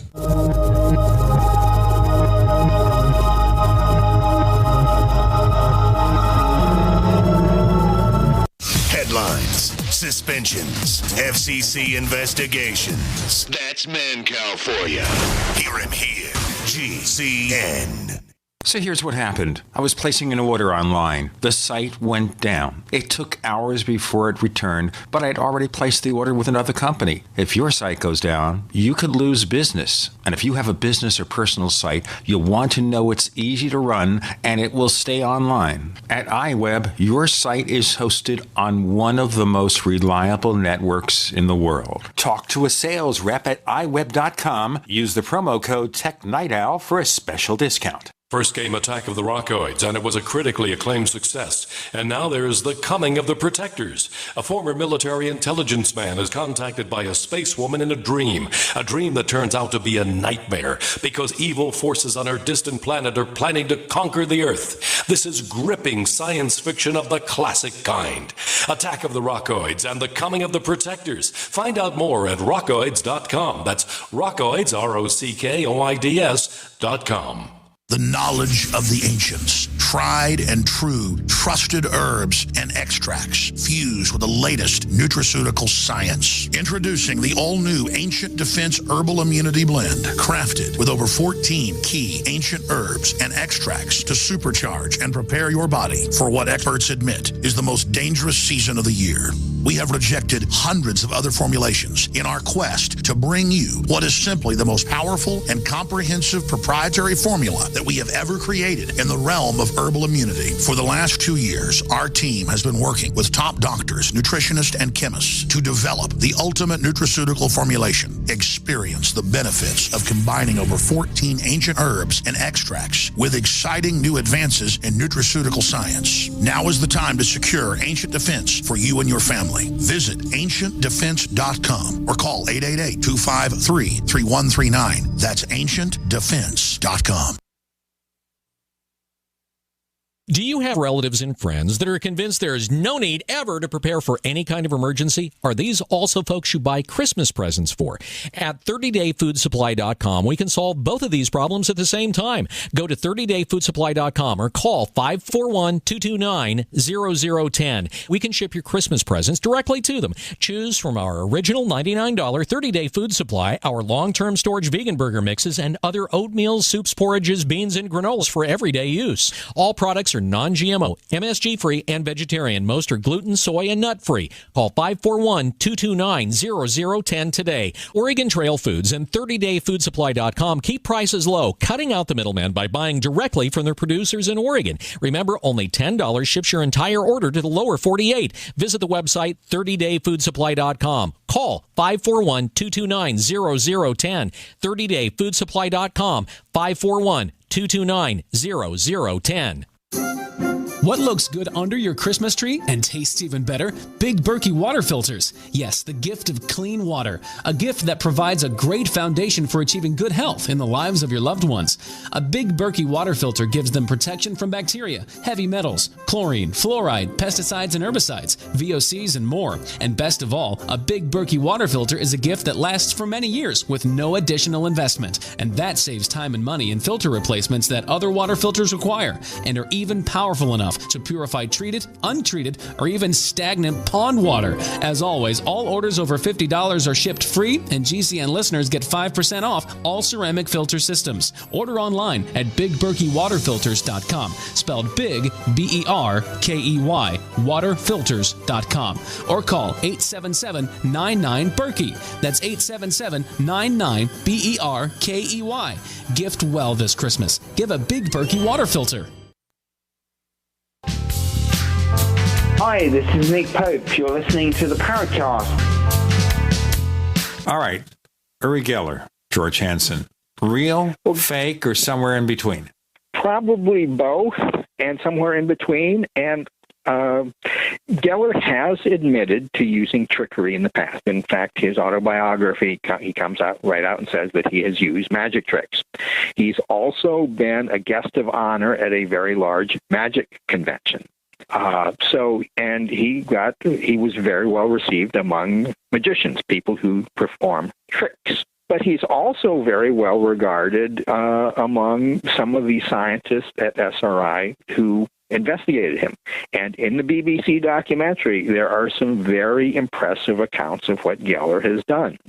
He's also was, in that documentary, there was very positive statements by none other than Benjamin Netanyahu. So there's all sorts of intrigue, and because of Geller's position in government and with intelligence work, we're never really going to know, and that's how Geller wants it. So this is characteristic of this. This is nothing new. There have been people like Geller in the past who have this very ambiguous role. No one is really sure. Is he real? Is he fake? Is he both? This is the crux of the matter, and this property, this example, really exemplifies what we're dealing with. Geller's had UFO experiences. He attributes some of his powers to those experiences. He's also been, as you know, very, very famous psychic. So again, we have those things occurring together. This makes it very, very uncomfortable for normal science. But this is what we have. These are characteristics of the phenomena we are dealing with. And any theory that's comprehensive has to address these qualities. One of my favorite. Over to you. One of my favorite figures of this ilk or of this type was the 19th century spiritualist David Hume.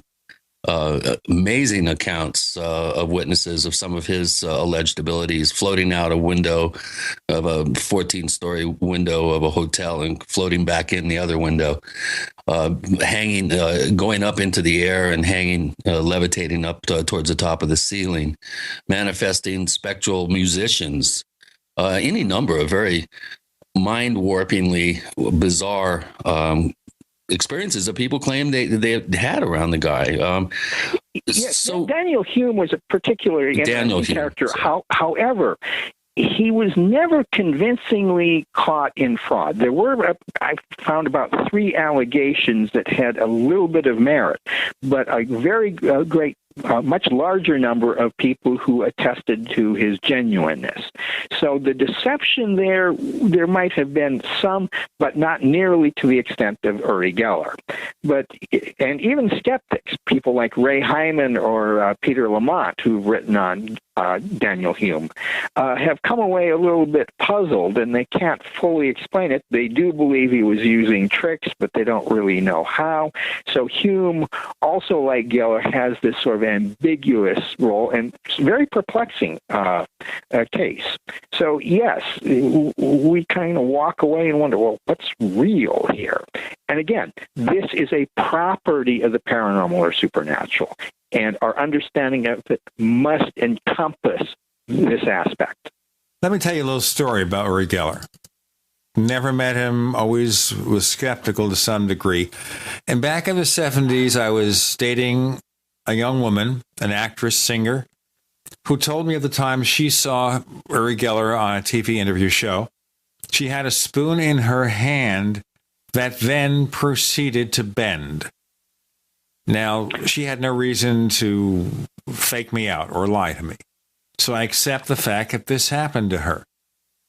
And this, I guess, is part and parcel of what has happened to a lot of people watching him in action. I've heard this from other people as well. I don't dismiss those stories. Again, it's not strong scientific evidence, but when you have these stories over and over, and there is the history of something like a contagion when a very charismatic figure like Geller displays these powers, other people kind of pick up on it for a while. It doesn't happen again to them, but in their presence, something happens. So Geller has what is called charisma, and a lot of it. And again, charisma is a very interesting quality because it was one of the primary writers on charisma was a man named Max Weber. Weber was one of the most prominent and influential sociologists in the history of the discipline. In fact, he is considered one of the founders of modern sociology. He's got a number of books, and they are considered some of the most important foundational works in sociology. One of those books that you can find is The Sociology of Religion. On page 2 of The Sociology of Religion, Weber talks about divination, weather control, telepathy, and miracles. Page 2. If you go to almost any book on charisma in the academic literature or any article in the academic literature, you will very rarely find any mention of this. The academics avoid talking about it. And I took a sample of something like 20 to 30 articles and looked for it. Occasionally it would be mentioned just in passing, but this was fundamental to understanding pure charisma. And again, it is a topic that's widely avoided by people who claim to have an interest in it. again, this avoidance, this failure to address these phenomena rationally is a property of the paranormal and supernatural. Over to you. I wanted to bring up just one thing here. We were talking about tricksters and influences and cultural phenomena. And that is an article or a series of articles that Ray Palmer wrote back in the 50s and 60s when people asked him, what do you think about flying saucers? And this is what he said. The flying saucers are here to make us think. Does that sound like an apt description in light of the trickster presence? I think that's a useful perspective to take. I don't know if these have, I'm not sure the word purpose it really qualifies. Certainly they do make us think. Is that their purpose? I got no idea. But they certainly do make us think. So he's not wrong. But I'm not sure I'd word it quite that way. But yeah, they are puzzling. They don't fit in to our normal ways of thinking about reality. And this has been understood for thousands of years. It's been understood that the paranormal or supernatural is somehow different. It was surrounded by rituals. It was described by myth. And we have largely forgotten that today. Back to you. Back to me. But I don't know. So does that also mean here that what we see in terms of the UFO phenomenon is going to migrate and change over the years? We've seen some of that already. We have seen some of that, no question about it. And I think that's an important characteristic of it.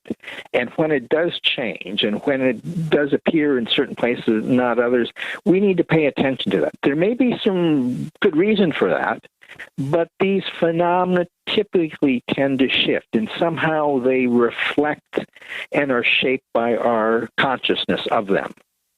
And I think that's an important aspect as well. So, yes, this shifting, this changing, this instability, this shape-shifting is a quality of the trickster. So I think you've identified an important quality here that we need to keep in mind when we think theoretically about the nature of these phenomena.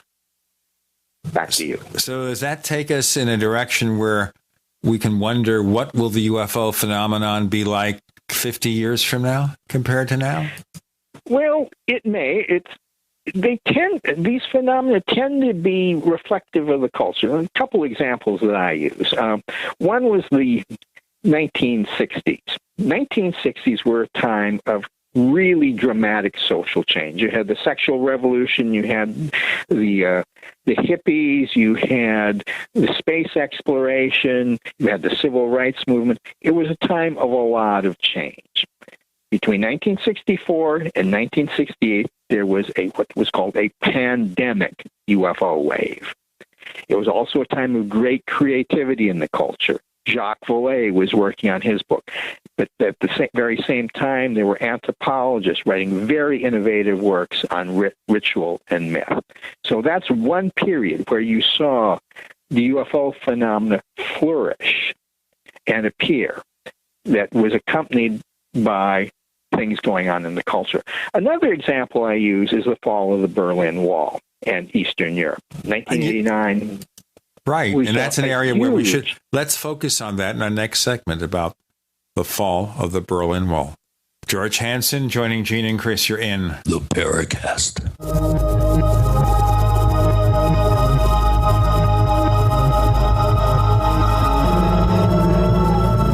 We are the premier independent talk radio network, the Genesis Communications Network, GCN. Are you hungry for delicious, nutritious, rich, and satisfying home-cooked meals? Discover the Vita Clay 4-in-1 Smart Organic Cooker. Unglazed Zisha clay, an ancient secret that makes this fast multi-cooker so special. Infusing your food with incredible flavors, perfect texture, vitamins, and minerals for your good health. It's a slow cooker, rice cooker, a steamer, plus a yogurt maker. Go to VitaClayChef.com and enter promo code RADIO20 for 20% off at checkout. That's VitaClayChef.com. We the people grow cotton, weave fabric, engrave ink, embed strips and fibers to protect from counterfeit, then carting to a private bank, having it lent back at interest, forcing tax taxes to service debt. This capitalism, or was Jefferson correct when stating a central bank issuing the public currency is a greater menace to the liberties of the people than a standing army? Hi, Ted Anderson. I'm placing a free silver dollar in a book that explains our monetary system. Call for your copy, 800-686-2237. It's time to understand the system. Call 800-686-2237. That's 800-686-2237. It's that time of year again, and you know what that means. Cold and flu season. But don't worry, herbalhealer.com has you and your loved ones covered with our safe and natural products. Cold and flu fighters like beta-glucans, olive leaf antiviral capsules, grapefruit seed extract, HHA 4-herb capsules, elderberry power, and respirate. And don't forget about oregacillin for the lungs, normally $34.95, on sale now for only $25. Vitamin D3 120-count soft gels, only $9. Whole body and homeopathic detoxes for the lungs, kidneys, liver, lymph, and brain, normally $26.95, now just $20. Herbalhealer.com also offers correspondence courses to teach you how to handle your health naturally. And as always, new customers get a free 128-page catalog with your order. Visit herbalhealer.com and click the Winter Specials button to save on our natural cold and flu fighting products. Herbalhealer.com, healing the world with nature, one person at a time, since 1980.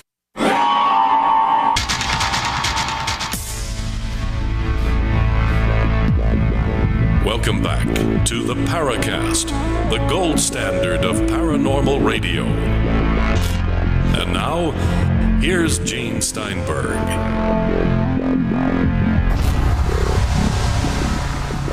What an intriguing way to end a segment. The fall of the Berlin Wall. What does that have to do with any of the things we're talking about? George Hansen, please explain. It is very fundamental to what we're talking about, and I don't think most ufologists understand that. With the fall of the Berlin Wall, we saw a huge upsurge in interest in the paranormal all across Eastern Europe. Same time, and I'm not sure all the connections, we saw a huge interest in UFO abductions in our country and in Western Europe. Whitley Strieber's book was getting a lot of attention, as was Bud Hopkins. The UFO groups were booming. I've been a member of our local UFO group for about 25 years now. It goes back to '89, and at that time we would have standing room only audiences at our meetings. We would get people coming literally 3, even 4 hours away to come to our meetings. Today, we don't have nearly that level of interest. Bud Hopkins, Whitley Strieber, we're getting literally thousands, tens of thousands of letters for people who had experiences. So something was happening in the culture. When the Berlin Wall fell, we also had something of a recession in our country. I think those are very much related. We had a destabilizing of structure, of boundaries and structures that really have profound influences on us, whether we're conscious of them or not. And it's under those types of conditions that we see these phenomena manifest. This also happens somewhat in personal lives. One of the places where people have shift their boundaries and their identities and are unstable is in the teenage years. And in earlier cultures, there were rituals to take a person from child to adult. And during those rituals, there was a period called a liminal time. And that's where the person was neither child nor adult, and they were allowed to go out and pillage, and they would be allowed to sort of go wild. And then they'd be brought back in with other rituals and be made into an adult. So there was that in-between period that was unstable. We see the same thing when a person dies.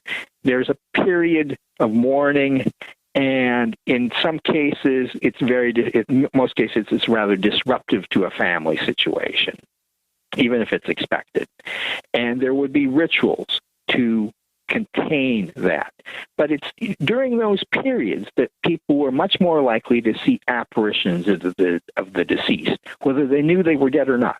The phenomena of apparitions of the deceased really peaked around the time, a little bit before, a little bit after people died. So again, we see a particular time slot where phenomena occurred and there was a major transition in society or in a human life. So this idea of transition is very important. This breaking down or change seems to be associated with these phenomena. And we see that in the laboratory as well as in ethnographic data and historical data. So these phenomena are somehow linked. Well, that's a perfect lead-in for a question that we have for you, George, at forum.theparacast.com. Burnt State is a real seeker out there. He's one of our top posters, and he has a couple of three very good questions, and one of them is exactly about what you're just referring to. And he says in Arnold van Gennep's Rites of Passage, it says that the coming-of-age rituals moves through a three-part process of separation, the liminal period, and then reassimilation. He's noticed that experiences of unique phenomenon who have been touched by the liminal period are not reassimilated into our culture, but are called kooks, crazies, and weirdos who probably wear tinfoil hats. Why do you think we no longer honor and celebrate the person who has gone through such experiences? And what are the consequences to human culture when their knowledge and experience is no longer being assimilated into our society? Really good question. Well, that's a really terrific question. And I'd have to think about it a lot. There's a lot of implications.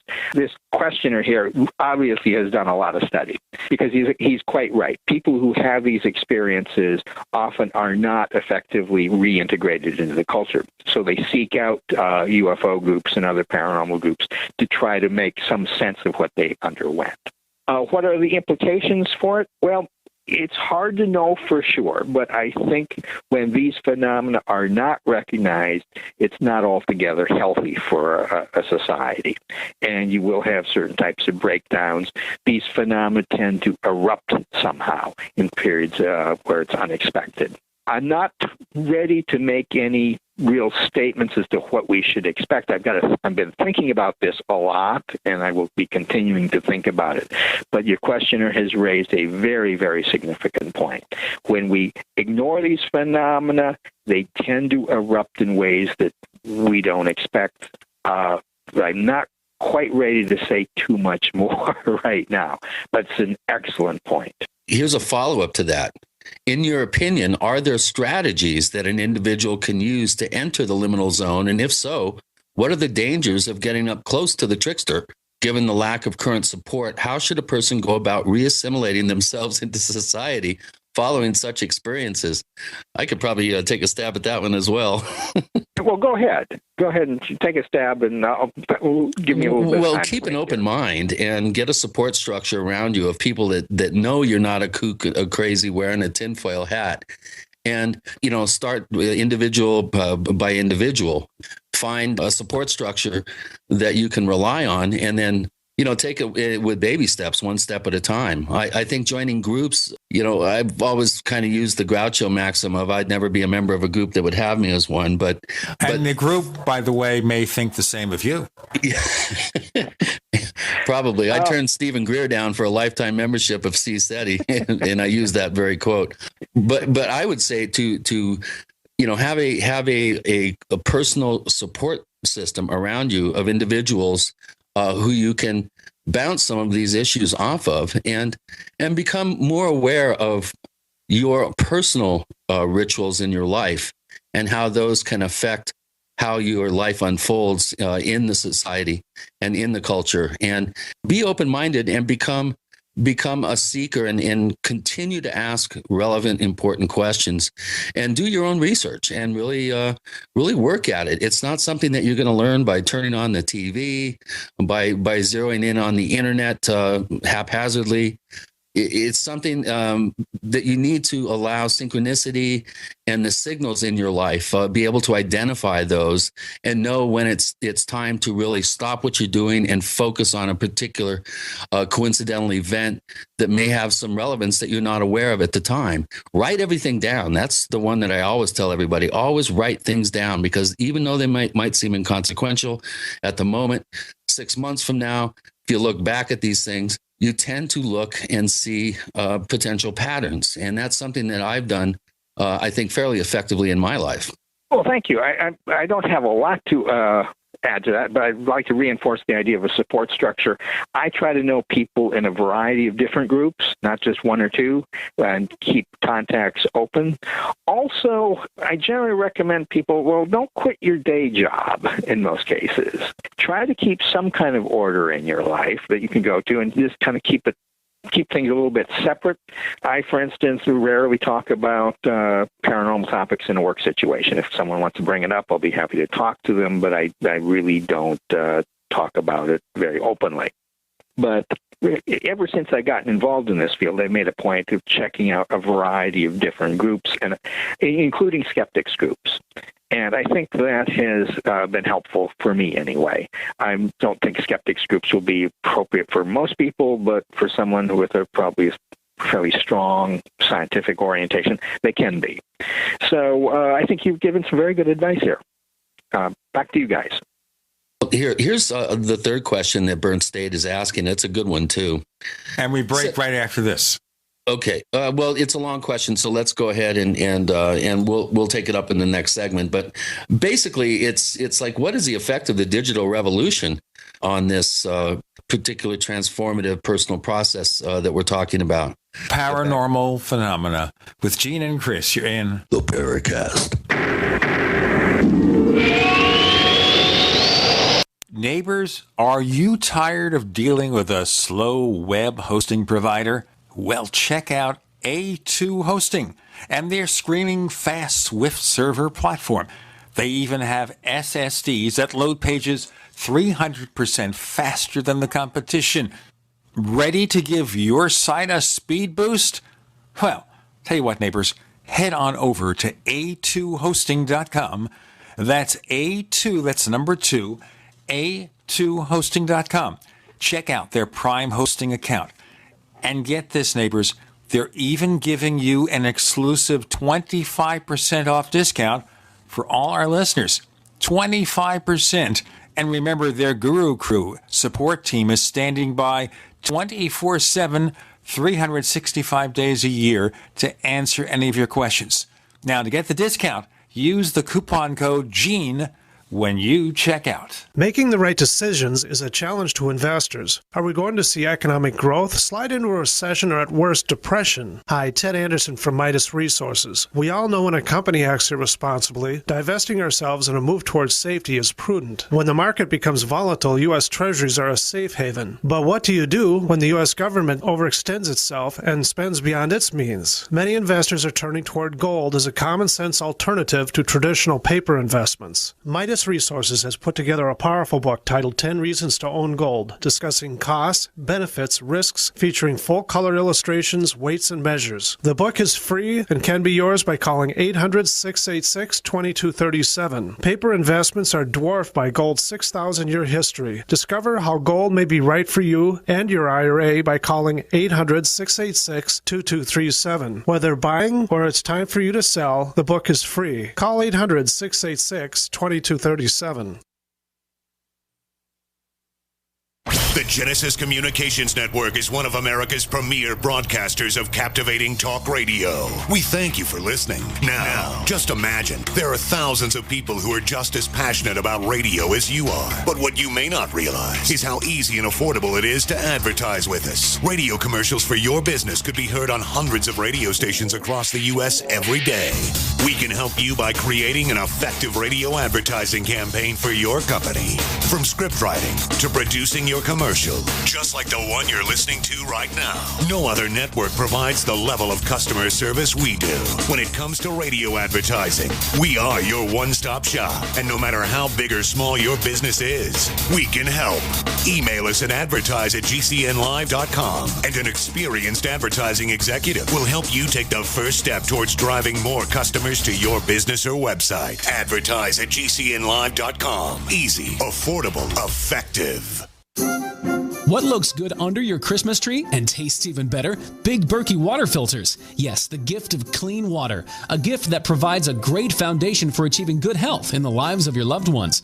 A Big Berkey water filter gives them protection from bacteria, heavy metals, chlorine, fluoride, pesticides and herbicides, VOCs and more. And best of all, a Big Berkey water filter is a gift that lasts for many years with no additional investment. And that saves time and money in filter replacements that other water filters require and are even powerful enough to purify treated, untreated, or even stagnant pond water. As always, all orders over $50 are shipped free, and GCN listeners get 5% off all ceramic filter systems. Order online at BigBerkeyWaterFilters.com, spelled Big, B-E-R-K-E-Y, waterfilters.com, or call 877-99-BERKEY. That's 877-99-BERKEY. Gift well this Christmas. Give a Big Berkey water filter. We'd like to hear from you. If you have a comment or question about the Paracast, send it to news@theparacast.com. That's news@theparacast.com. And don't forget to visit our famous Paracast community forums at forum.theparacast.com. So are we all becoming digital? What about AI, artificial intelligence? But a very interesting question from Burnt State, who's one of our smartest posters on the forums at forum.theparacast.com.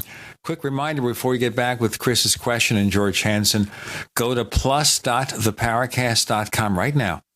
plus.theparacast.com right now. And check out all the information about signing up for Paracast Plus. Get an ad-free version of the show, better quality audio, and the new exclusive After the Paracast podcast exclusive to members of Paracast Plus. Chris. A lot of studies around the trickster as a figure descend from the anthropological studies and connects concepts of how people progress through their society by some type of initiation process that is paradigm shifting and profoundly experiential, the type of thing that you were talking about before, and we still see in indigenous cultures today. These often happen in the wilderness, in the familiar isolated spaces where we see UFOs, Bigfoots, monsters, and other worldly beings. Have you, George, noticed any shift in how the trickster presents itself in an age of urban living during the digital revolution?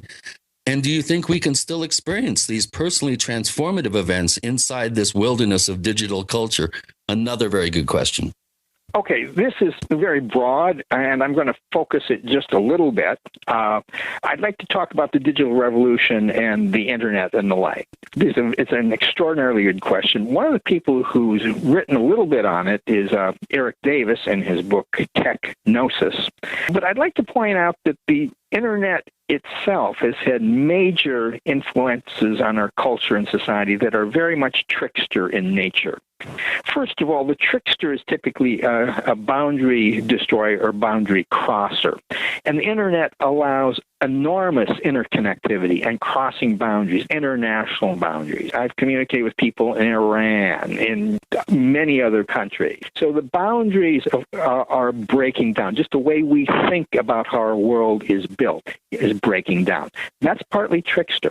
Also, you see a lot of deception on the Internet. You don't know what's true, what's false. Again, very trickster. What's one of the biggest things sold or involved in the Internet? Porn. Well, that's violation of sexual taboos. Also, it allows the marginal groups, the little guy, a voice. And sometimes those little guys and those marginal cultures can have a significant impact. That's what's called an inversion of hierarchy. Some of those small people, the little groups, can have a major impact. So the hierarchies are disrupted. Again, that's very trickster. The trickster is an underdog. People in the minority groups tend to have a greater understanding and affinity for the trickster than people in positions of power. So the Internet is very much a disruptive technology. Disruption is part of the whole trickster archetype. So it's hard to predict what's going to happen things are more open. There are more possibilities available for us. So the digital revolution is indeed very, very trickster. It's very hard to make strong predictions about it, but we should be understanding what this entails, the breakdown of boundaries. When boundaries break down, when social groups break down, well, other groups are going to form. Groups that we might not be consciously aware of or thinking about now. Because when there is a great deal of chaos, there's also a human tendency to restrict that chaos and establish order and structure, sometimes very, very quickly, and sometimes with not a lot of care for human needs. You get dictated. The Arab Spring phenomenon would be a good example of social media and the little guy having tremendous influence. Now, George, you mentioned chaos. That's a perfect lead-in to a question from Wade Ridsdale, who's one of our top posters at forum.theparacast.com. And Wade is another one of our real thinkers that listens to the show. And he asks, being that I am getting obsessed about how the principles of chaos theory may be intertwined in just about every aspect of our reality, I would like to hear what George has to say about what is the relationship, if any, between a trickster element and chaos theory. And is it the trickster that makes this world, or chaos, or both? And of course, he says that's a play on Lewis Hyde's book, Trickster Makes This World. It's an excellent question. Certainly, the trickster is sort of the governing archetype of periods of instability and chaos. Now, the trickster is not completely chaotic. There are certain patterns that we can see. It's not total chaos, but it's at the edge between chaos and order. In more chaotic situations, things are more in flux, so they can be more easily influenced. And we see this in some parapsychological laboratory work when certain types of systems that are more chaotic, more tend to fluctuate, have been shown to be more amenable to psychic influence. And of course, they're more amenable to ordinary influences as well. So it also means they're probably a bit more unpredictable. But there are certain patterns in those types of situations. We're probably going to encounter deception more frequently than others. We're going to be finding people who have low status may emerge more often than in more stable situations. We're going to find sexual exploration and violation of sexual taboos more common. So we do have certain patterns we can see, but it also makes things more unpredictable and unstable. So back to you guys. Okay, here's a question from someone who just signed up this past Monday, one of our new listeners, and he's posted his question at forum.theparacast.com. You know, we've already kind of briefly touched on this, but he has an interesting question about why, and possibly give us examples in your belief that paranormal events such as UFO sightings, visits from ghosts, strange creature manifestations tend to occur when our society is in transition. Now, you did kind of address that, but let's dig a little deeper on this one. You mentioned the UFO wave of 66, 67 during a tremendous time of social upheaval in our country and cultural change. I personally think psychedelic use may have had something to do with it peripherally. I agree. But why do you think this is? I mean, is it the cart or the horse, the chicken or the egg? Do the cultural transitional periods create openings for tricksterish type elements, or do the tricksterish type elements allow for the upheaval and change and destabilization of the culture? Which came first? Excellent question. And the answer is both.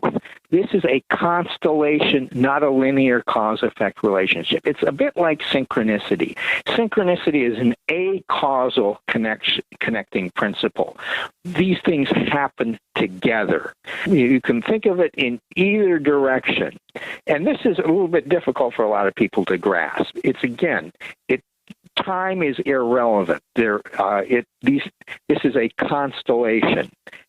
So certainly, if one encounters a disruptive situation, that might stimulate these paranormal phenomena. But if you encounter paranormal phenomena, they can be very much life-changing and very destabilizing to your worldview and to your life. Before this show becomes destabilized, let's just take that pause that refreshes. With Gene and Chris, you're in the Paracast.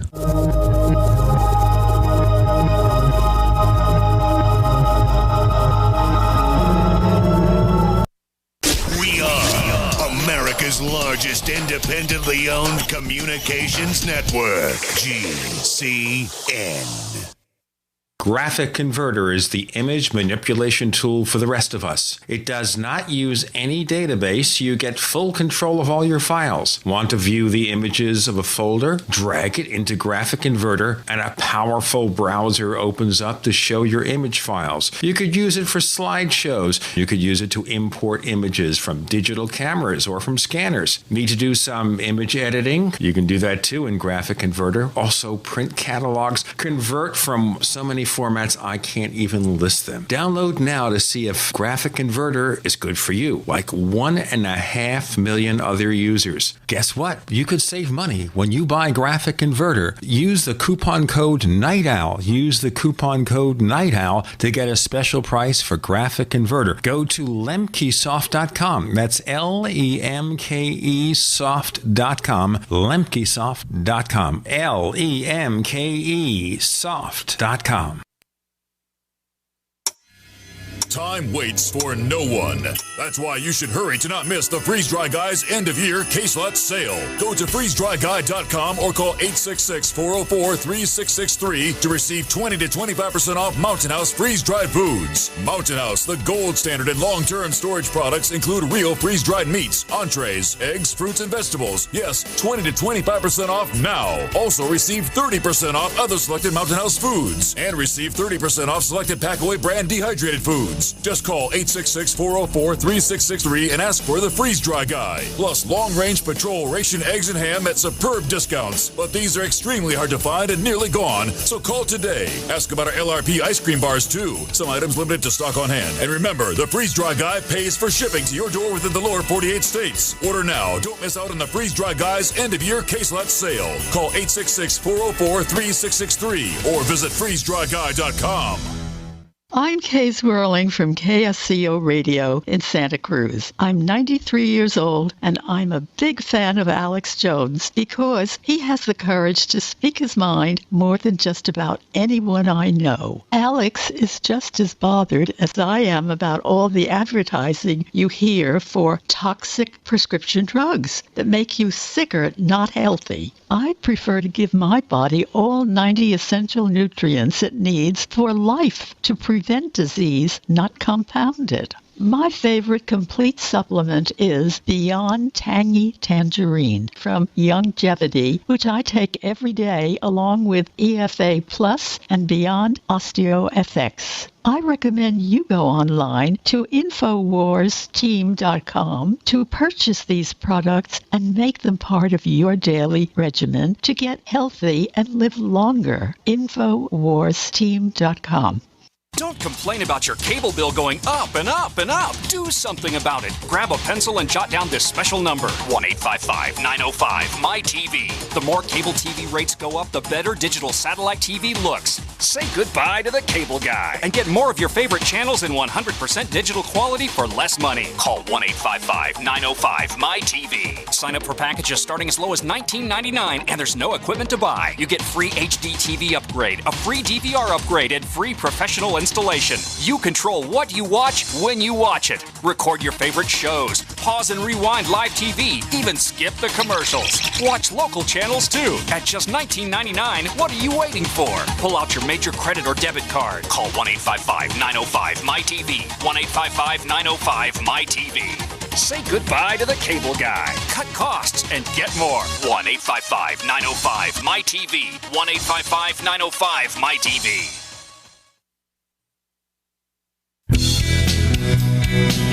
Hi, this is Ted Phillips listening to the Paracast, and it's as good as it gets, believe me.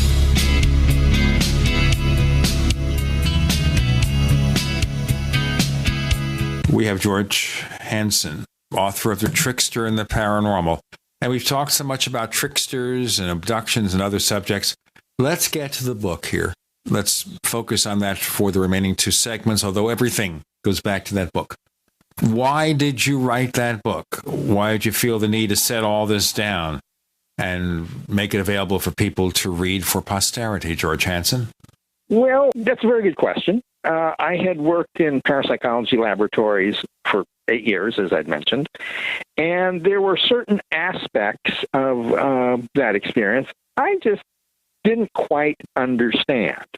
So for a few years, I started reading biographies of con artists and works on theories of deception, and started thinking about, okay, what is the connection between deception and the paranormal? And so I started to notice, well, of course, there were mediums that were deceitful. In fact, the history of mediumship, especially physical mediumship, producing large-scale physical phenomena, was rife with accounts of deceptive mediums. Okay. And I was also involved with the UFO topic at that time. So this whole idea of deception and UFOs, they were just so interrelated, and there had to be some type of connection here. I also came across the book Synchronicity, Science, Myth, and the Trickster by Combs and Holland. It's a very good book, and I highly recommend it. And they pointed out, which is something I had not realized, is that in many earlier cultures, the idea of synchronicity and divination and the trickster went very much together. So, okay, I'm seeing a little connection here. Synchronicity and trickster? Very interesting. Then I found an article by an anthropologist named Van Reedhead on structure and anti-structure. I knew that UFO groups and parapsychology laboratories and spiritualist groups were not all that stable, so the term anti-structure grabbed my attention. It was a very, very interesting article. It was published, I think, about 1993 in a journal called Anthropology of Consciousness. And with those things coming together in my mind, I said, aha, there are some very fundamental linkages here. Anti-structure is a synonym of liminality. And I had read about the trickster, and I had read about liminality in a few articles, and I had no idea what people were talking about. Then I started reading more deeply and more articles, and all of this started coming together. So we had a collection, a confluence of ideas. You had the trickster, you had deception, you had instability, you had synchronicity. All of these things come together in the trickster figure. And no one really was writing about this. And I realized these are fundamental qualities of the paranormal. And so that's what it was. Finally, the Van Reedhead article that convinced me there was something very fundamental linking these things, and that's why I wrote the book. But thank you for asking. That's a long explanation. I don't expect everyone to understand that. But there were odd things, the deception, the synchronicity, the divination, this instability in groups. There are fundamental linkages, and we need to understand it in looking at it, starting with basically these empirical observations. They have to be related, and they are. Right, and it just is across the board. The influence of these elements sweep across the board, all the way through the culture, through various fields, the scientific fields, academia, through trends, fads. I mean, the application is actually breathtaking when you really look at the element of liminality and structure and anti-structure and destabilization. These things are really important and play a crucial role in all elements of our reality. That's right. And the investigators have to realize that when they start a group and they go out and investigate, they're likely to encounter interpersonal problems. This goes with the territory. These groups don't last. And I was very puzzled why they did not last. And I had observed this even before I was in parapsychology scientifically. I was involved with paranormal groups, and I was seeing the same thing. And that puzzled me. But you're right. You see this across the board. And there has to be some kind of explanation or understanding of this. And if we are expecting to be accepted and becoming integrated into the academic world, into the universities, we've got to really rethink our expectations and what is possible. Yeah. In your dreams, pal. Yeah. And why is that? And what is why do we encounter that? We live in a society where everything has to be reduced to 140 characters in a Twitter post. And obviously what you have to say hardly makes it with 140,000 characters. You're right. Now, I don't want to belittle anyone's intelligence. These are very sophisticated concepts. They go against the mainstream in paranormal, assuming anything can be mainstream. So how do we impress upon people the need to have this fuller understanding and not be so restrictive in their approach to following these subjects? Well, I think we just have to let the people who have those views kind of die off. Well, that's not going to happen. Well, yeah, I think it does. I see much more openness to these ideas among people in their 20s and 30s. You get people in their 40s or 50s or 60s, they don't get it. Yeah, present company excluded, of course. Yeah, there are people in the paranormal field who've been outsiders to the major organizations that do get it. I have had very good conversations with Tim Beckley about this stuff. Now, this is interesting that you mentioned Tim Beckley, because some people think of Tim Beckley as kind of a carnival barker because he sells such a wide range of paranormal literature and some things that are maybe less than literature.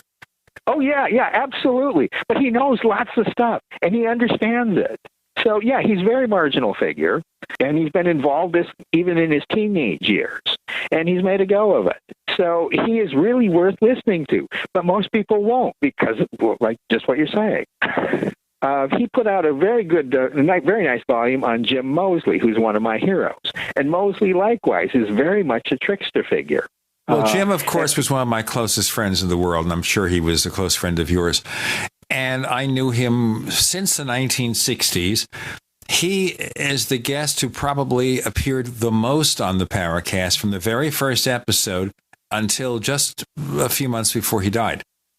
And I agree with you about his trickster relationship, but you see, people in the field kind of take the tunnel vision approach again because they look at Jim and say, oh, well, let's see, his late dad was a military figure. He's just one of those disinformation agents. We look at people sometimes with contrary points of view. They're disinformation agents. Well, I think Jim was one of the most perceptive people in the field. And I really enjoyed reading Saucer Smear. I'd read it cover to cover. Yes, but he was a trickster figure. He was very marginal. He did perpetrate some hoaxes himself, but this exemplifies what we're dealing with. Jim is almost an incarnation of ufology in some sense. He displays these qualities. You have to analyze Moseley, and that Moseley's writing and his career in this field really exemplify and illustrate the trickster quality. People don't think that way, especially if they're brought up in the typical educational institutions that we have and in typical corporate structures. Institutions and corporate structures generally can't operate this way. So that we need to understand that. Those types of organizations really affect our thinking in very subtle ways. We exclude things that don't fit. Moseley didn't fit into the organizations. He was a journal subscriber to MUFON. That was all. Well, it must be tough being marginalized within the culture that's already been marginalized. So he is the marginalized person from a marginalized culture. Yes. That's a double whammy from a marginalized society. But this is not a marginalized show, although some people try to marginalize us. That gets confusing. We have George Hansen with Gene and Chris. You're in the Paracast.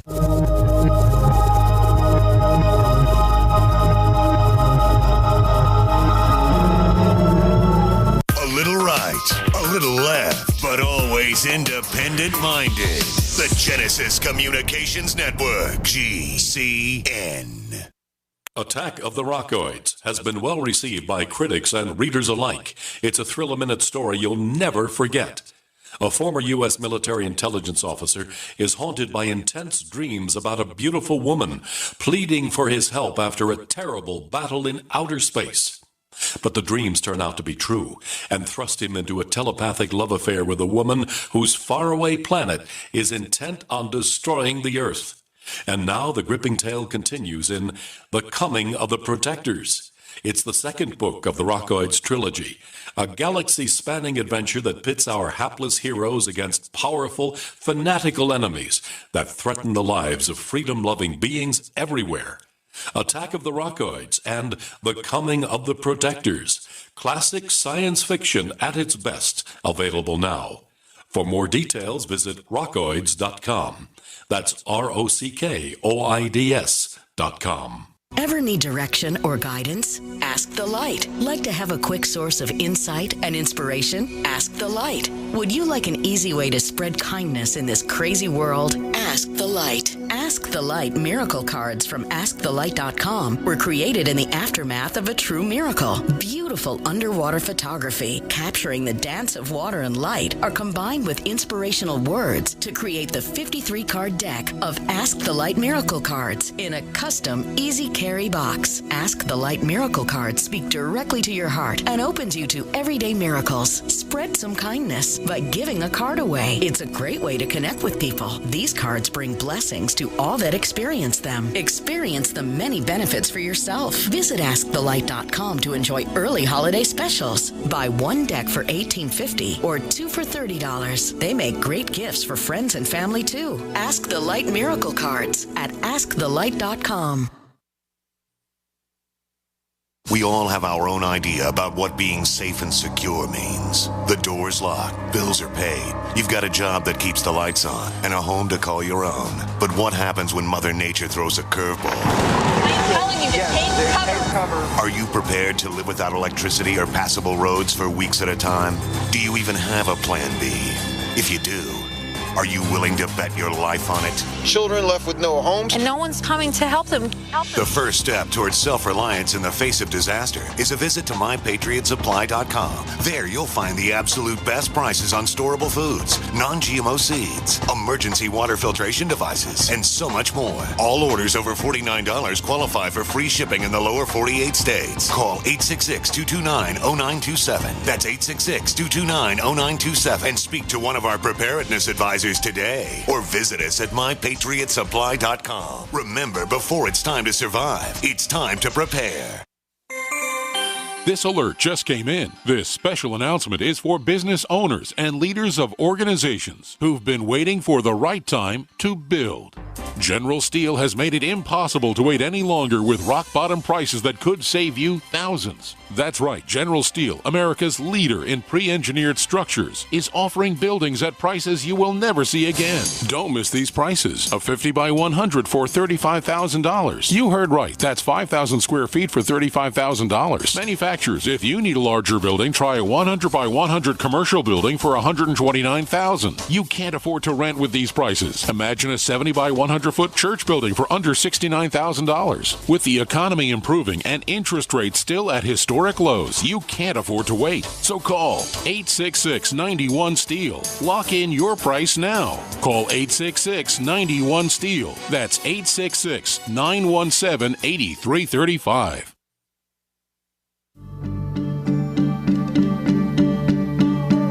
Hi, this is nuclear physicist lecturer Stanton Friedman. You are listening to the Paracast, the gold standard of paranormal radio.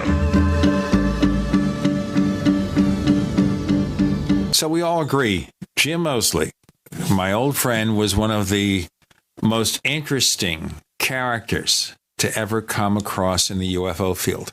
Fascinating and perceptive guy. Indeed. He was into a lot of interesting subjects. I had endless conversations with him about everything from politics to UFOs to the state of reality. And he just grokked a little bit of everything. He was brilliant. I mean, in terms of his education, he went to Princeton for a year or two and dropped out, which means nothing because we think that people like Steve Jobs, who was a brilliant man, and he went to college for maybe 5 minutes to audit a few classes, and it didn't really hurt him as somebody who innovated and affected everyone. So tell us more about Jim Moseley, the trickster. Well, Moseley was sort of, well, as you know, he published Saucer Smear, which was the gossip rag of ufology, and he'd poke fun at just about everyone. So he was a court jester. He would go and hang out with people at UFO conferences and drink and just really a party animal. Well, tricksters are party animals often. As I've mentioned before, Jim pulled some hoaxes, especially early in his career. Tricksters are often a bit antagonistic and to the power structure, and Jim was certainly that in the UFO field. Richard Hall described him as a stinking turd on the living room carpet. There was a birthday celebration, and people were posting pieces on. So, and Hall was one of the top people in the UFO field, really a major figure. Despised Jim Moseley, as did many other very prestigious or well-established people in the UFO field. Let me tell you a story, because we're on our last segment, about Richard Hall and Jim Moseley. And I was involved somewhat. But the first time they had an encounter, Jim Moseley calls the offices of NICAP, the organization that was run at that time by Major Donald Kehoe. And Richard Hall was essentially the office manager, okay? He was the operations guy. He was the Tim Cook. No, let's not put him at that level. But you get the point. He was the operations guy, the manager. Jim talks to him for a few minutes. And then Hall says, "Are you taping this conversation?" You've probably heard this, George. I have not. And Jim said, "No, of course not." And he tried to explain, "I don't have even a tape recorder." You know, Jim was the ultimate Luddite. At the end of his days, he was still using a 1980 Smith Corona portable electric typewriter to prepare saucer smear. So in the 60s, a tape recorder? No. But at that point, the conversation abruptly ended. But the point being here is that Hall hated Moseley for whatever reason. Then, a short time later, I paid a visit with a group of friends to Major Kehoe in Luray, Virginia. The next day, we visited NICAP headquarters off DuPont Circle in Washington. By the way, very near the location where in the movie The Day the Earth Stood Still, do you remember that the authorities are chasing Klaatu, Michael Rennie, and he is shot down near DuPont Circle? That's near where NICAP's headquarters were located later on, years later. One of those coincidences. Okay, so we go to NICAP headquarters. We open the door. There's Richard Hall, who looks at me. He knows who I am. He knows I was working with Jim Moseley. He says, "You're not welcome here," shaking his finger in anger. Whoa. What did John Keel call Moseley? The boil on the ass of ufology.